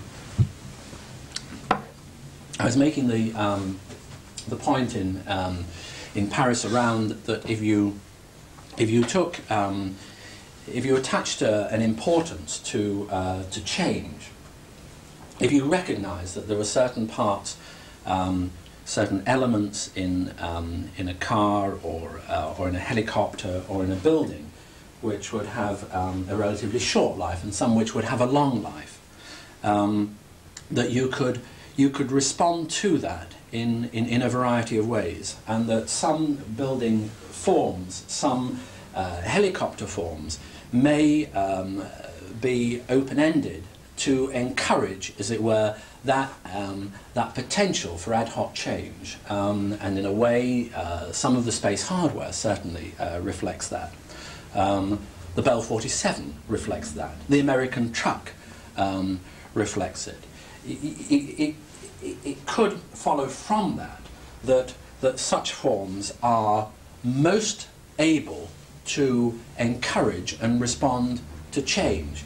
I think it's an interesting point that more closed forms, by which I would take the Jet Ranger or the Airstream trailer, have within them the capability to respond to internal change in a way that is, whilst you might say, well, the streamlining of an Airstream trailer, or the streamlining of a Jet Ranger versus a Bell 47, that those considerations surely don't come into buildings.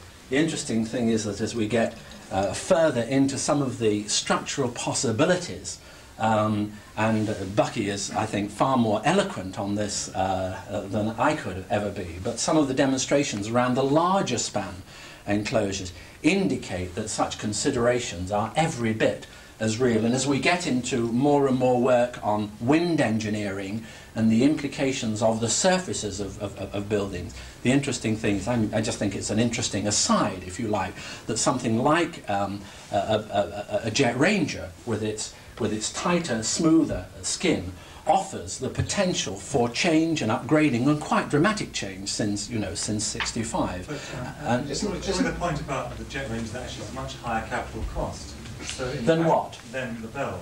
Okay. No. It would be better to take an Alouette, if you like, right. Because they're more expensive than the other, and there's actually more at stake in keeping the thing flying. So you patch it up for longer than. No, absolutely not. In formal terms, it seems to me that you could make a certain comparison with the Jet Ranger of the concrete block. In other words, what you're saying is, yes, but in one situation you're actually expressing, and in fact refining, in the Bell, and tuning up. And it's very tight, the tuning up, but it's there. There's the loose framework, and you can add the other things into it. It looks as though you can add, and it tells you can add. The other is totally enclosed. And sure, you say, and look, it's amazing. It's you can actually do it to this as well. To which one say, yes, you can also you can do it in your enclosed system, but it isn't in an enclosed building. It's an enclosed building. It's your Ranger is an enclosed plane. It's totally enclosed. The fact that the fact that they do or do not do it. They're both helicopters. They're both made by Bell. One is no longer made because it hasn't been able to keep up with change. The other is the backbone of the air taxi service. It has its roots in Vietnam in 1965, and the only attempt to produce a totally civilian-generated helicopter, which is the Aerospatiale Squirrel, in actual fact, curiously enough, is not commercially viable in terms of an air taxi operator. It's an interesting dialogue point. I mean, absolutely fascinating, and in a way, it's introduced deliberately to provide, as it were, that potential to debate an interesting. On that point, I have to ask a question first. Doesn't a helicopter have to have a certain relationship between the lifting thing up there and the guiding thing out here and where the people sit? Mm-hmm. Like those are 3 points of 3 terminal points that are actually set by what you want it to do. That thing that does that round the back there, and this one that does that over the top, and the people in here need a relationship to one another. You need a relationship between the centre of gravity right. and the lifting component of the male. So whether or not that thing out there is, I mean, I think I'm trying to get to your point. Whether or not that thing out there is supported on sticks or an enclosure is more or less beside the point. They're both there, you see. The airframe is there in the Jet Ranger, right. because you can't fly without an airframe. But once you wrap it all up in an enclosure, that enclosure has to enlarge the boundaries of the thing, because the enclosure has its own balloon or curving nature and is a skin that can only form a certain way. Therefore, you're enclosing a lot of spare space. Certainly in the air. It's Christopher Alexander's theory. I mean, I don't think you were trying to say that, but it's certainly. I wasn't trying to, not the Christopher Alexander. Well, actually, I thought Ted would say exactly what he said. That's fine. He absolutely picks the two. Fine. You see, I mean, once you do that, I mean, by all the points that you're making, you reduce the drag. And in the process of reducing the drag, you get higher performance. And you haven't got any fresh air between that skin and the innards. And interestingly, it's proceeded further. It's an interesting. I mean, all the forces and everything are identical in terms of, but one's not made, one is. One has responded to change, the other has responded to change. They both respond to change. The two. We can make. Us straight to your we can make. We can make that more manifest. We can say that if we want that, we want to exploit that visually. It doesn't necessarily mean that we have to achieve the flux and change. The trouble is, though, having said all these things, I want to tell you, one is a terrific helicopter which failed, possibly. I don't know the economics. None of them right old drears from that and so. So there is an intriguing little problem. One man's meets another man's. My favourite helicopter. No, because I don't. There is a very intriguing little problem. It does come straight to your building. Yes. And the Hong Kong Shanghai Bank, I think it's breathtaking actually, but the process that you described, but it does seem to me that you've moved really considerably from the comparatively unexpressive skin of Will's Faber that does that and can burst out of its top, and Sainsbury that does that and can burst out of its ends, right? To a three-dimensional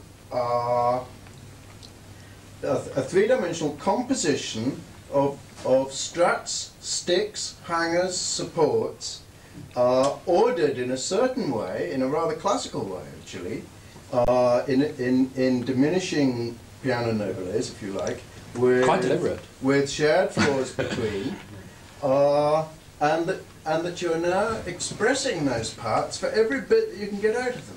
No, not every bit. I mean, some are very, very smooth, wrapped and skinned. The modules are, for example, where it's appropriate. It's done. Where it's not appropriate, and certain things hang out on where it's the... appropriate, where it's not appropriate. I mean, I think the thing is... But the thing has to flux and change three-dimensionally. Totally three-dimensionally, whether it's the light angles, whether it's the setbacks, whether it's creating outside spaces as well as inside spaces, whether it's creating an attempt at that richer mix, a sequence of spaces. And there are certain forms that enable you and allow you to do that and give you that latitude. It doesn't necessarily follow that from that every individual element does necessarily get expressed. Some are, some are wrapped up for a variety of reasons. In the same thing, same way that in other circumstances, in other pieces of hardware, they would get wrapped up for very real reasons. I think it's a very interesting transitional building because to follow from the previous dialogue, it started off as an interesting model, and you've come back, in a way, to much the same organisation, having passed over quite a series of layered frontages and this and that, and which were kind of ad hoc relations to the total form. And what you're coming towards, and I think perhaps in the next work you will come to, much more kind of ordered form, because what you've lost is the pods. It doesn't give the impression of pods. Doesn't give the impression of pods. No, it's of towers. Hanging bit. It's towers and it's totality. That really is a very, I think it's beautifully successful at that in that sense, but it still contains this element of the romance, which is what pods is all supposed to be about, but which pods are terribly difficult to deal with, particularly as you change them about for a bit, and they always have them quite wrong place. They don't necessarily look so good, although perhaps at a overall glance at an American truck, it is quite exciting. But actually a Maltese bus is better in a funny way, because it takes the decoration is another element. You see. I rather like the Art Deco bits of the earlier models, but perhaps they wouldn't let you have it. Perhaps I can develop that. I mean, I'm not with the Art Deco bit, but what I see in the layered system, which I think you were saying, and I think at some points you were saying, I mean, if there is a transition, and I can certainly see it about a development. I don't like word, but it is towards a situation where obviously, certainly in some of those buildings, you are beginning to accept change not on plan and section, but actually on elevation, because it is later layered, because it is in fact, if you like, to take your peasant bust. And that, of course, is one of the more intriguing problems, that is that having talked so much, and this we do talk so much about flexibility on plan and section, flexibility on elevation is a more complex situation. And for me, certainly a much more intriguing problem at the moment. The way that that's gone at the moment, if I could just sort of touch on that, is that because of the extreme range of unknowns, we've opted to particularize the reception areas and what goes with them. It's difficult to move a swimming pool. It's unlikely to move sort of heavy sort of dining spaces, kitchens, and so on and so on. A certain hierarchy. The enclosure, we've opted to say that we'll create a weather-tight skin, and we'll back that up with panel systems which will then transform. They'll either increase the insulation value, because a certain proportion of the building has to be a higher insulation value in terms of the energy target.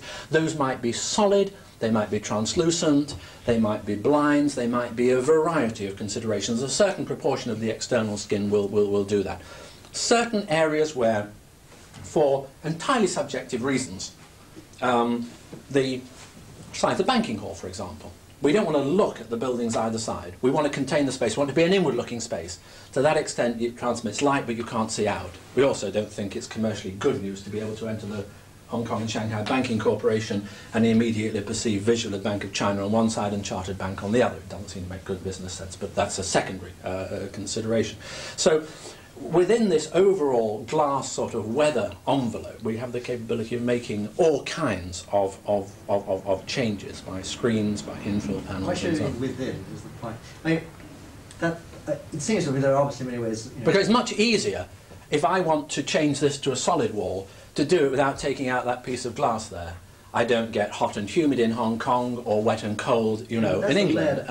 It's a deliberate decision. Yeah. I mean, I think that has certain sort of, you know, advantage. It's going to trigger it and telegraph its way on the outside anyway, because if it's transparent or it's got a backup panel, it's going to say so. Although that, I think, is a secondary consideration. I don't really feel it's necessary to make a visual song and dance of that you know. It's a view. Yes.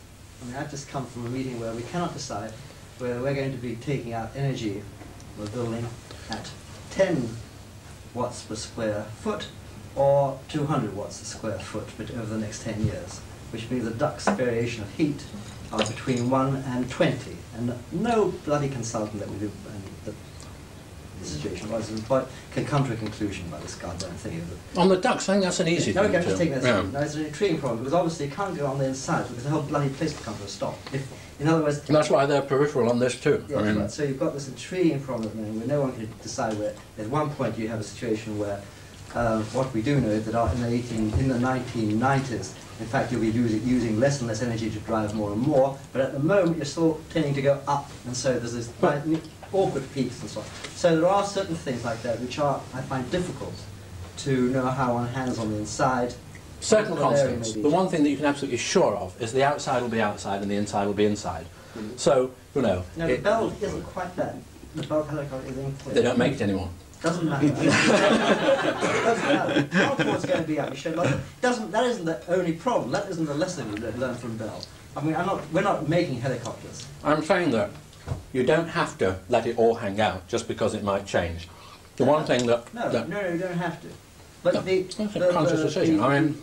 No, that isn't the point that I was making. And the two aesthetics work. I mean, they both work. Oh, yes, no, I mean, completely agree with that. I don't, you know... More than one aesthetic, that's for sure. The point I was going to make is it not that the overriding technical pressures on the particular building form, in this case the structure and the ductwork, are so overriding in a tower of that sort, compared with Sainsbury or Willis Faber, that this forces a predilection of choice upon We've worked, I mean, but really, I mean, very, very hard or is indeed it purely just a choice? to reduce the impact and the bulk of that, to actually, you know, skinny it down. But you think, well, one thinks much more of a structure. And one can, you know, you have a whole range of choices. I mean, you know, by the use of colour or whatever, you can, as it were, like the hi-fi, I mean, tune certain things up or down. You can, you know, you can alter their priority in the thing. I mean, visually and very, very strongly by, you know, by the way that you handle the colour on that. I mean, it's a series of value judgments. It's a choice. The Empire State Building is supposed to look like a ziggurat, supporting itself on its outer walls like that all the way up. Yes, I was thinking it was a whether or choice not the structure. that psychologically one goes for in relation to what one's thinking about at the time, or what is in the forefront of your thoughts at that particular time. I mean, when do you want to pick up any of these things? You probably do it much better than I could anyway.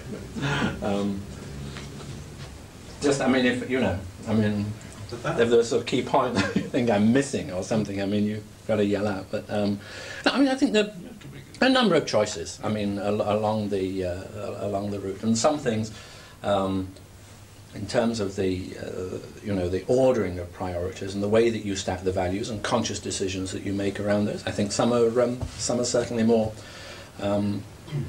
subjective. I think that we're certainly moving in a direction where the individual elements, where they appear externally, where they order, where they create the spaces, where they break down the scale, where they reflect the way that the sequence of spaces is working internally, the way that reads on the outside. You can dramatize those still further by color changes, or you can accept that they're strong enough in themselves, and then you can go for more subtle color changes within. And as I said earlier in the sequence, they both have roots and precedents historically. Again, not that that matters, you know. I mean, if that offers a prop or a clue or an insight, then great. If one chooses to walk in the opposite direction, then why the hell not? I think the direction that we're moving to is the possibility of the infill reflecting the colour rather than the armature of the building itself, which seems to offer more subtle possibilities and seems to have less of a sort of strident impact on the building, and maybe offer a sort of a greater sort of multiplicity of internal styles and so on, appropriate to, you know, to the mix of those spaces. But I mean, I'm talking about something which at the moment is, you know, is very much in a state of flux and change. The colours have to go hard. I mean, I'm going out to the States on Sunday to see, you know, to see a sort of first round of colours. We have to go in terms of the way the critical path develops, firm on the mullion colour. But you really can't do that in isolation from the, you know, from the sunshades which occur at the same time and cladding. So that's why a lot of modelling studies have taken place. And, you know, I mean, as one moves through, the range of decisions from sort of certain key strategic decisions which are made early and which are acted on. I mean, half the cost of the building is committed. I mean, you know, British Steel Corporation have got a £55 million contract for the steel. The cladding and glass was committed to 77 million in the States. And, you know, I mean, half the cost of this building is now firmly committed and it's running. I mean, you know, it's running too damn fast. That's another problem. What I want to know about Norman is this Kang Shui man. I mean, this is not a flippant question because I was brought up by a Chinese nurse, so I know you don't fool around. I mean, do you consult him at every change, or? He's consulted, I mean, a great deal, yes. And there's a very sort of lively correspondence in the South China Morning Post about what has or hasn't been approved or put through the, you know, and so everybody's got their feng shui man up their sleeve. I mean, we took, again, we walked in the opposite direction. We were told not to consult a feng shui man. I mean, at the briefing, on that first meeting with the bank, we were told the bank will handle the feng shui man. I mean, we were so intrigued to find out what this man was like. I tell you, I mean, you know, be a feng shui man in Hong Kong, it's a good business. It's bloody expensive. This colour of the mullion, for instance, you fix that with him. What? How do you find them? What's the equivalent of Well, I mean, there's lots. Have you got a good one? Yeah, I mean, he's got 2 assistants, and none of them sort of speak English, and so we have a translator, and it's yes, I mean, then the bank brings in their feng shui man, and the chairman brings in his. Everybody's got their own. Do they disagree? Yes, it seems so. I mean, the thing I think is very honourably rooted in you know, in the whole sort of microclimate thing. And what is quite interesting is that all the wind tunnel work has indicated that the harbour, that the bank itself. And what is interesting is that that site was on the waterfront. You know, when the colony was founded. And the guys who sighted, I mean, Hong Kong on the island, they really knew what they were into. They're obviously mariners, and they knew the whole thing from, you know, from sailing and so on. But it is the most benign spot. And there's, I mean, all the tests that have been run in sort of New London, Ontario, I mean, have indicated that if there is one spot in the whole of Hong Kong that is calm and quiet and sheltered and modifies all the sort of larger scale sort of climatic influences, it's that side. And that's where the water was. I mean, since then it's extended, you know, out and out by various layers. What has your building done to the adjoining building? Or haven't you? Yes, I mean, that's quite an important point, because there's a whole sort of, you know, ongoing relationship with the adjoining owners. The Bank of China, I mean, is you know, and with the lease expiring and when it does, and the sort of, you know, in China the other side of the thing, and I mean the Bank of Hong Kong and Shanghai, I mean, you know, they're now reactivating their whole thing in Shanghai, and they've had a presence in Shanghai, I mean, you know, from, you know, sort of the sort of colonial times onwards. So that's a very, very delicate but important sort of link. And most of the development capital in Hong Kong is from the other side of the border. You know, they're not shy when it comes to making a fast buck or so, and there's a very, very heavy, you know, and there's a whole new breed of Chinese developers who are all on the board. The board is the heaviest board. I mean, it's the most intimidating, terrifying. You've got Norman Thompson on the board, who, you know, who did the fastest sort of mass transit sort of, you know, world record, and you've got all those Chinese developers, and you've got sort of, you know, the Chinese ship owner. I mean, he doesn't own more than any other ship owner in the world. He was, you know, more than twice as many. So, you know, they're all very, very powerful individuals. And the test, yes, the test have explored the implication on adjoining buildings, and that's quite a sensitive issue. Norman, can I just bring, sorry, well, shut up a minute. Can I just bring you back to this question of determinants of form? I mean, the difference between some of the slides you showed, like the parachute, the rocket, the plane is that these are basically determined by a single primary hierarchically first action. Lighter than air or better than wind, or I'm not saying single, but single in the sense that there's a very clear ideal, faster than time or whatever it is. The problem about buildings is they're much more complex.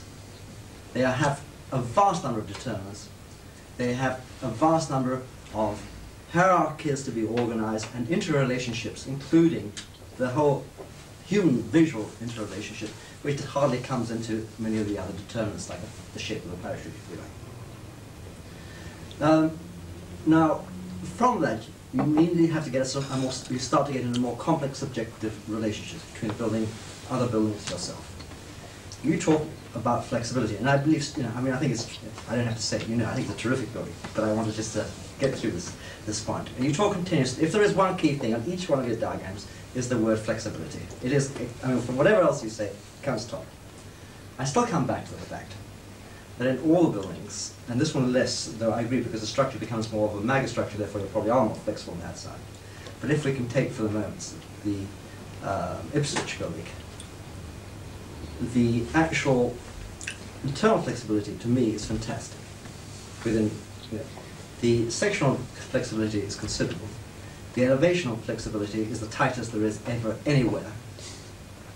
Cuts with knees.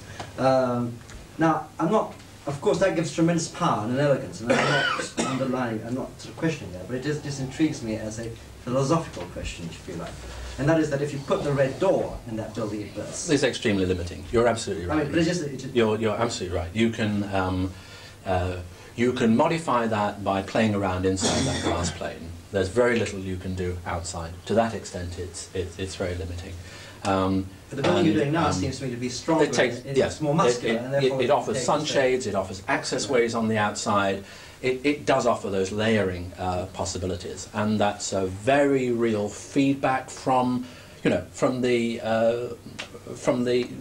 experience of that building. There was a conversation earlier before we kicked off where I was saying that if you made that building out of sort of bricks and mortar or whatever, I still think that the key decisions there in terms of the priorities around responding to an organic, winding, non-rectilinear street geometry which generated the edge of the building and winding and organic. The decision to reverse the traditional priorities. Office buildings are designed for visitors. Knock out the visitor with wall-to-wall marble, go up to the workplace, all the bottom drops out of it, the standards sort of evaporate. It's also about face. You go up in this building, you start with sort of emulsion-painted concrete and you end up with low-brightness fittings. You move from exposed surfaces to carpet or whatever. And the proportion of space that's given over to to leisure, to amenity, whether it's swimming pools or roof gardens or whatever. Those are the things, I think, that for those of us who are behind it and create it and care about it and get our kicks from it, because that's really what it's all about at the end of the day, how you get your charge. And by that I don't mean our IBA scale fees.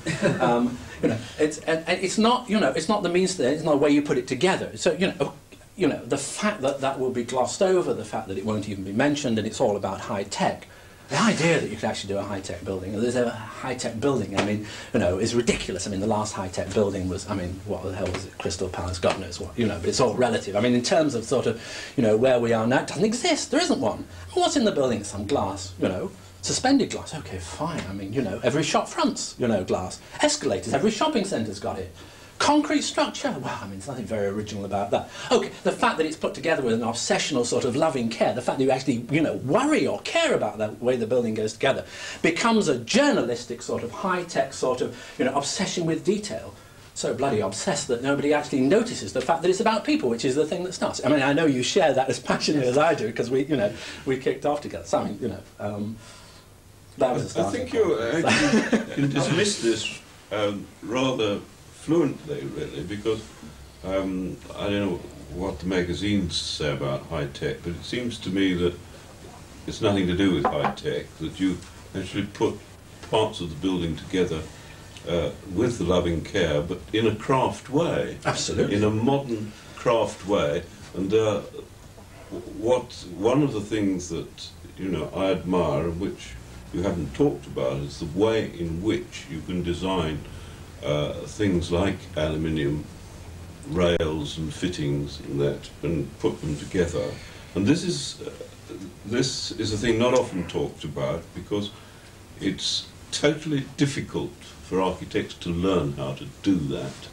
It's totally difficult for anybody to teach anybody how to do that. So there's a sort of feel of materials. There's a lot of mysticism. There's a lot of magic. There's a lot of mysticism. I mean, I think that and I don't think you should dismiss it. I don't dismiss it. I mean, the ingredients are fairly simple, homespun, you know, folksy sort of things like, you know, hard work, sort of talking with people, you know, starting to understand the process, starting to understand, you know, what is behind it, you know, what an interest in the process, you know, I mean, there are.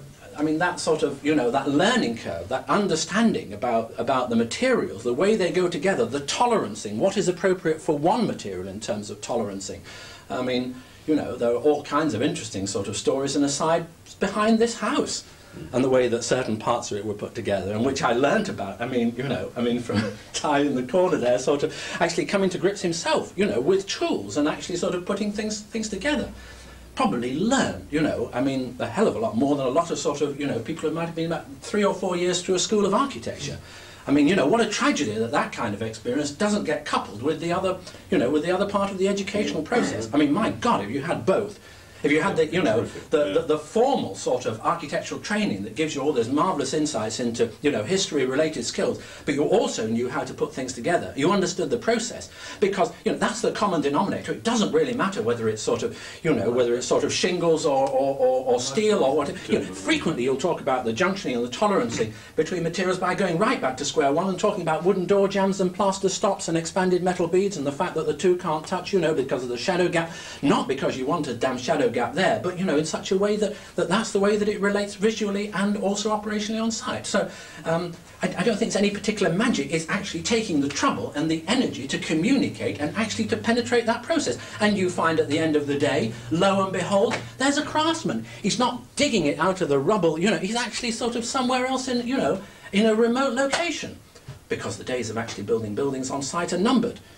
And, you know, all those guys who are sort of, you know, re-earthing sort of luxions, they would no more go and sort of put on the wellies and wallow in the mud as fly in the sky. It's the most ultimate sort of expression of arrogance and snobbery I've ever heard. But that's great, because the Lutyens exhibition is about architecture. It should be. It's about, you know, getting people to talk about architecture. Fine. But, I mean, to say that that is the answer to the way to go forward is like saying the answer to our political problems is the National Front. Some people might believe that. I don't. Very good. To change the subject. No, don't change that subject for now, because I think that's absolutely important. They probably are the National Front. But what I think is important, that this is one of the things also that is moving architecture forward, this understanding of materials, how things are made, how new materials are put together, and this is a very important thing. And with sufficient interest in that, one doesn't need to be looking at bits of the Patsy Chapel and other pieces of eclecticism into your buildings. Now, these are totally. That would be doing. I think I'd be doing a terrible sort of disservice to things. I mean, I mean, you know, if we. I spent a lot of time in Patsy Chapel. Yeah, no, I mean, that's the real one. This year, sort of photographing sort of Renaissance Romanesque. Yeah, I mean, I found I like more Romanesque buildings than I did Renaissance. I mean, there's the odd sort of amazing thing of a sort of Renaissance Italy that would turn me on. They teach you general lessons. They teach the genesis of things, but they don't actually do your buildings for you. It comes from two directions. You can't do anything without sort of being informed, you know, and a lot of it is sort of like a voyage of rediscovery. I mean, you know, the Khan buildings, I mean, boy, I mean, you know, talk about concrete in the base of that building. I mean, you know, sent off 2 guys from the office to rediscover Khan, to find out how the hell to handle sort of concrete and do it in a timeless way. It was not anti-concrete. Yes, in some respects, in many respects. You know, it's horses for courses. There are certain areas where it's entirely appropriate. The way you detail that, you know, is a fight with the client, and a genuine fight. Who wants to cover it up with mosaics, you know, because it's disgusting material? I mean, to convince him, can you imagine convincing him it's an honourable material, this new material, concrete, non-raw material. And the way you use it can come out like marble. Certainly it did on Willis Faber. It was a wrong decision to paint that building. It's too far down the line.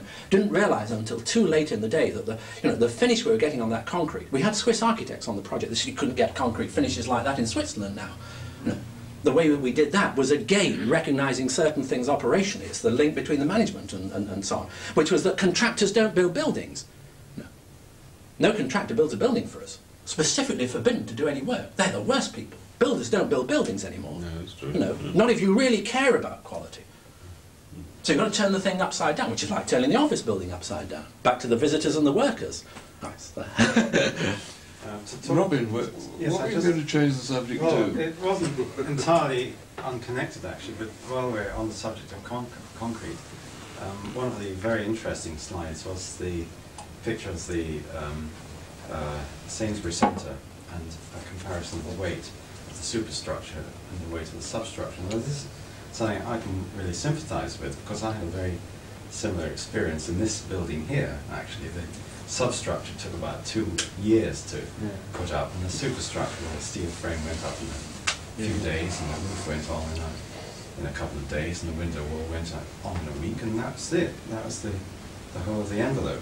So the question I wanted to ask you was whether, in the light of the experience, the value for money sort of considerations of, concrete compared with lightweight materials and strength to weight ratios and so on, whether you would have done, if you'd had the chance to do the Sainsbury Centre again, whether you would have done it differently, whether you would have got rid of all that concrete and put it into another material or something like that. Gosh, we tried very, very hard to convince everybody you didn't need a basement in the Sainsbury Centre. We didn't succeed. And there are a lot of schemes filling drawers in the office, many versions of buildings which did not have basements, and we argued passionately and vehemently that you didn't need a basement in that building. We didn't win that argument. I'd like to think that if we had have got our way, that we'd have proved our point, and I'm pretty sure that we would have done. It would have been a more relaxed building. I think that there are certain scores that did follow, but unfortunately I think that there were a lot of entrenched hostilities. Curiously enough, those are now taken for granted. It's taken for granted that the school interacts with the gallery and that you can run courses and they have lectures in the school. That interaction between the two is taken for granted. At the time of the design, positions were becoming very entrenched. In the light of that, I think that we would probably work harder for that richer mix of activities. I mean, a richer mix than the one that we actually have at the moment. Having said that, there's no denying, as I think about it, that basement spine does offer a range of possibilities that would be denied by a totally ground-based building. And I think that probably and it's dangerous sort of, thinking aloud because nobody's actually posed that question.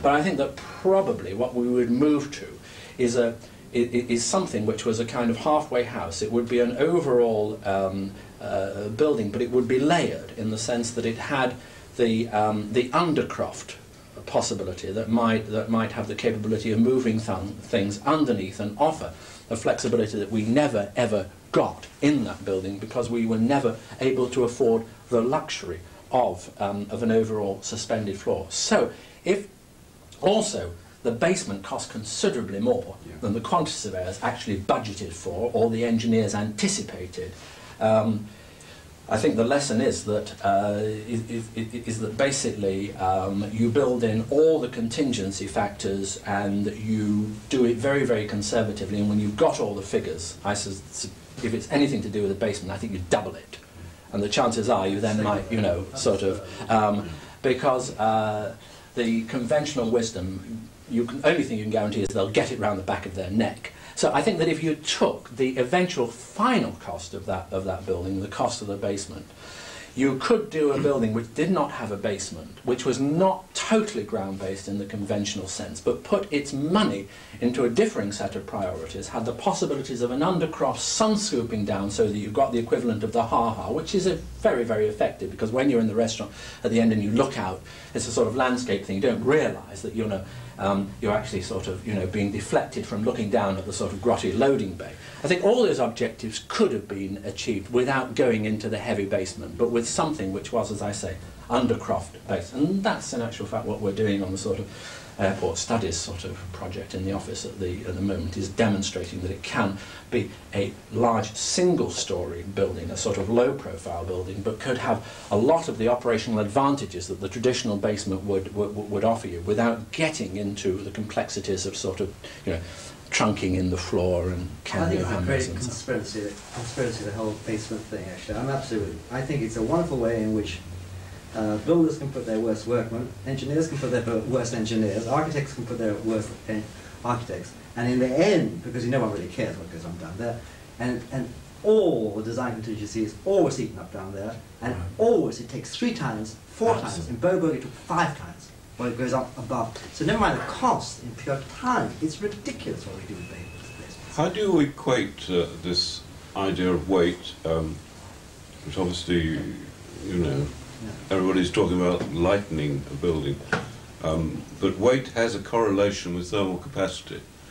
One question I was going to ask you is that I did think about a year ago that your building, which had false floors, at the top it had concrete floors which gave it the major thermal capacity to balance the thermal load, and I was rather surprised to see that there were ceilings coming in parts of it, and that you weren't actually using the bare concrete. Because those two things do equate. I hate actually to sort of, because I can see it's going to sort of throw the cat amongst the pigeons again. I really don't want to go off go off the rail, but we bring the aviation sort of analogy with all kinds of risks attendant on raising the spectre of aircraft and buildings, because some people feel they have nothing to do with each other. I feel that they have something to do with each other. It's no accident, it's an appendix, the first sequence was a building finished, and then that was an appendix. So I think there are some lessons to be learned from it. The Macready thing around designing, whether it was Gossamer, Albatross or Condor or whatever, was that if it worked, it was too heavy and too strong. So he would then take away sort of weight until it failed. Then he would add a bit and know that he got it right. Otherwise, there was too much there. And if I strove to lean on that analogy as a kind of prop, I'd say that we'd explored to the limits using sort of oil rig technologies and sort of 100mm sort of plate thicknesses, and on the edge of a sort of fairly tried and tested sort of technology, which hitherto has not had too much to do with buildings, and pared the thing down to its absolute, and then put some back for other considerations. The amount of movement at the top of the building that may or may not be comfortable is a very, very woolly subject area indeed. There are all kinds of mystical mathematical formula, but they're very, very suspect. They're a bit like the formula around how much light an object can take in a museum, which is a loaded subject and absolute, bull. And so, and also for acoustic considerations between floors and the movement and transmission of sound. We've added something back. We've still got a very, very light structure. And we've still got a structure which, which is doing many, many more things besides just holding up the building. So there's a value judgment. Certainly, it's not the lightest structure that will take, 6,000 people up 40 stories into the sky without their sort of, falling into the ground. It's heavier than that because we've added some back on for reasons which are not structural reasons. Yeah. 10 years ago, there was a sort of consensus that buildings had certain desirable properties like being flexible, long life, loose fit, and so on. And now the consensus seems to have shifted towards the fact that, well, we talked about Lutjens and that maybe plans should be generated by rooms and corridors and circulation, all those kind of concerns. You're still sticking by what you began with, believing in. I mean, do you feel that there's a difference to the way you work because you're being typecast in a corner? Or don't you feel that you're in there? The building, very, very carefully, starts with people. It talks about spaces, it talks about a sequence of spaces. If I showed more slides which I haven't shown, or if I sort of flash back to some that we showed there, it can have corridors, it can have rooms off the corridors.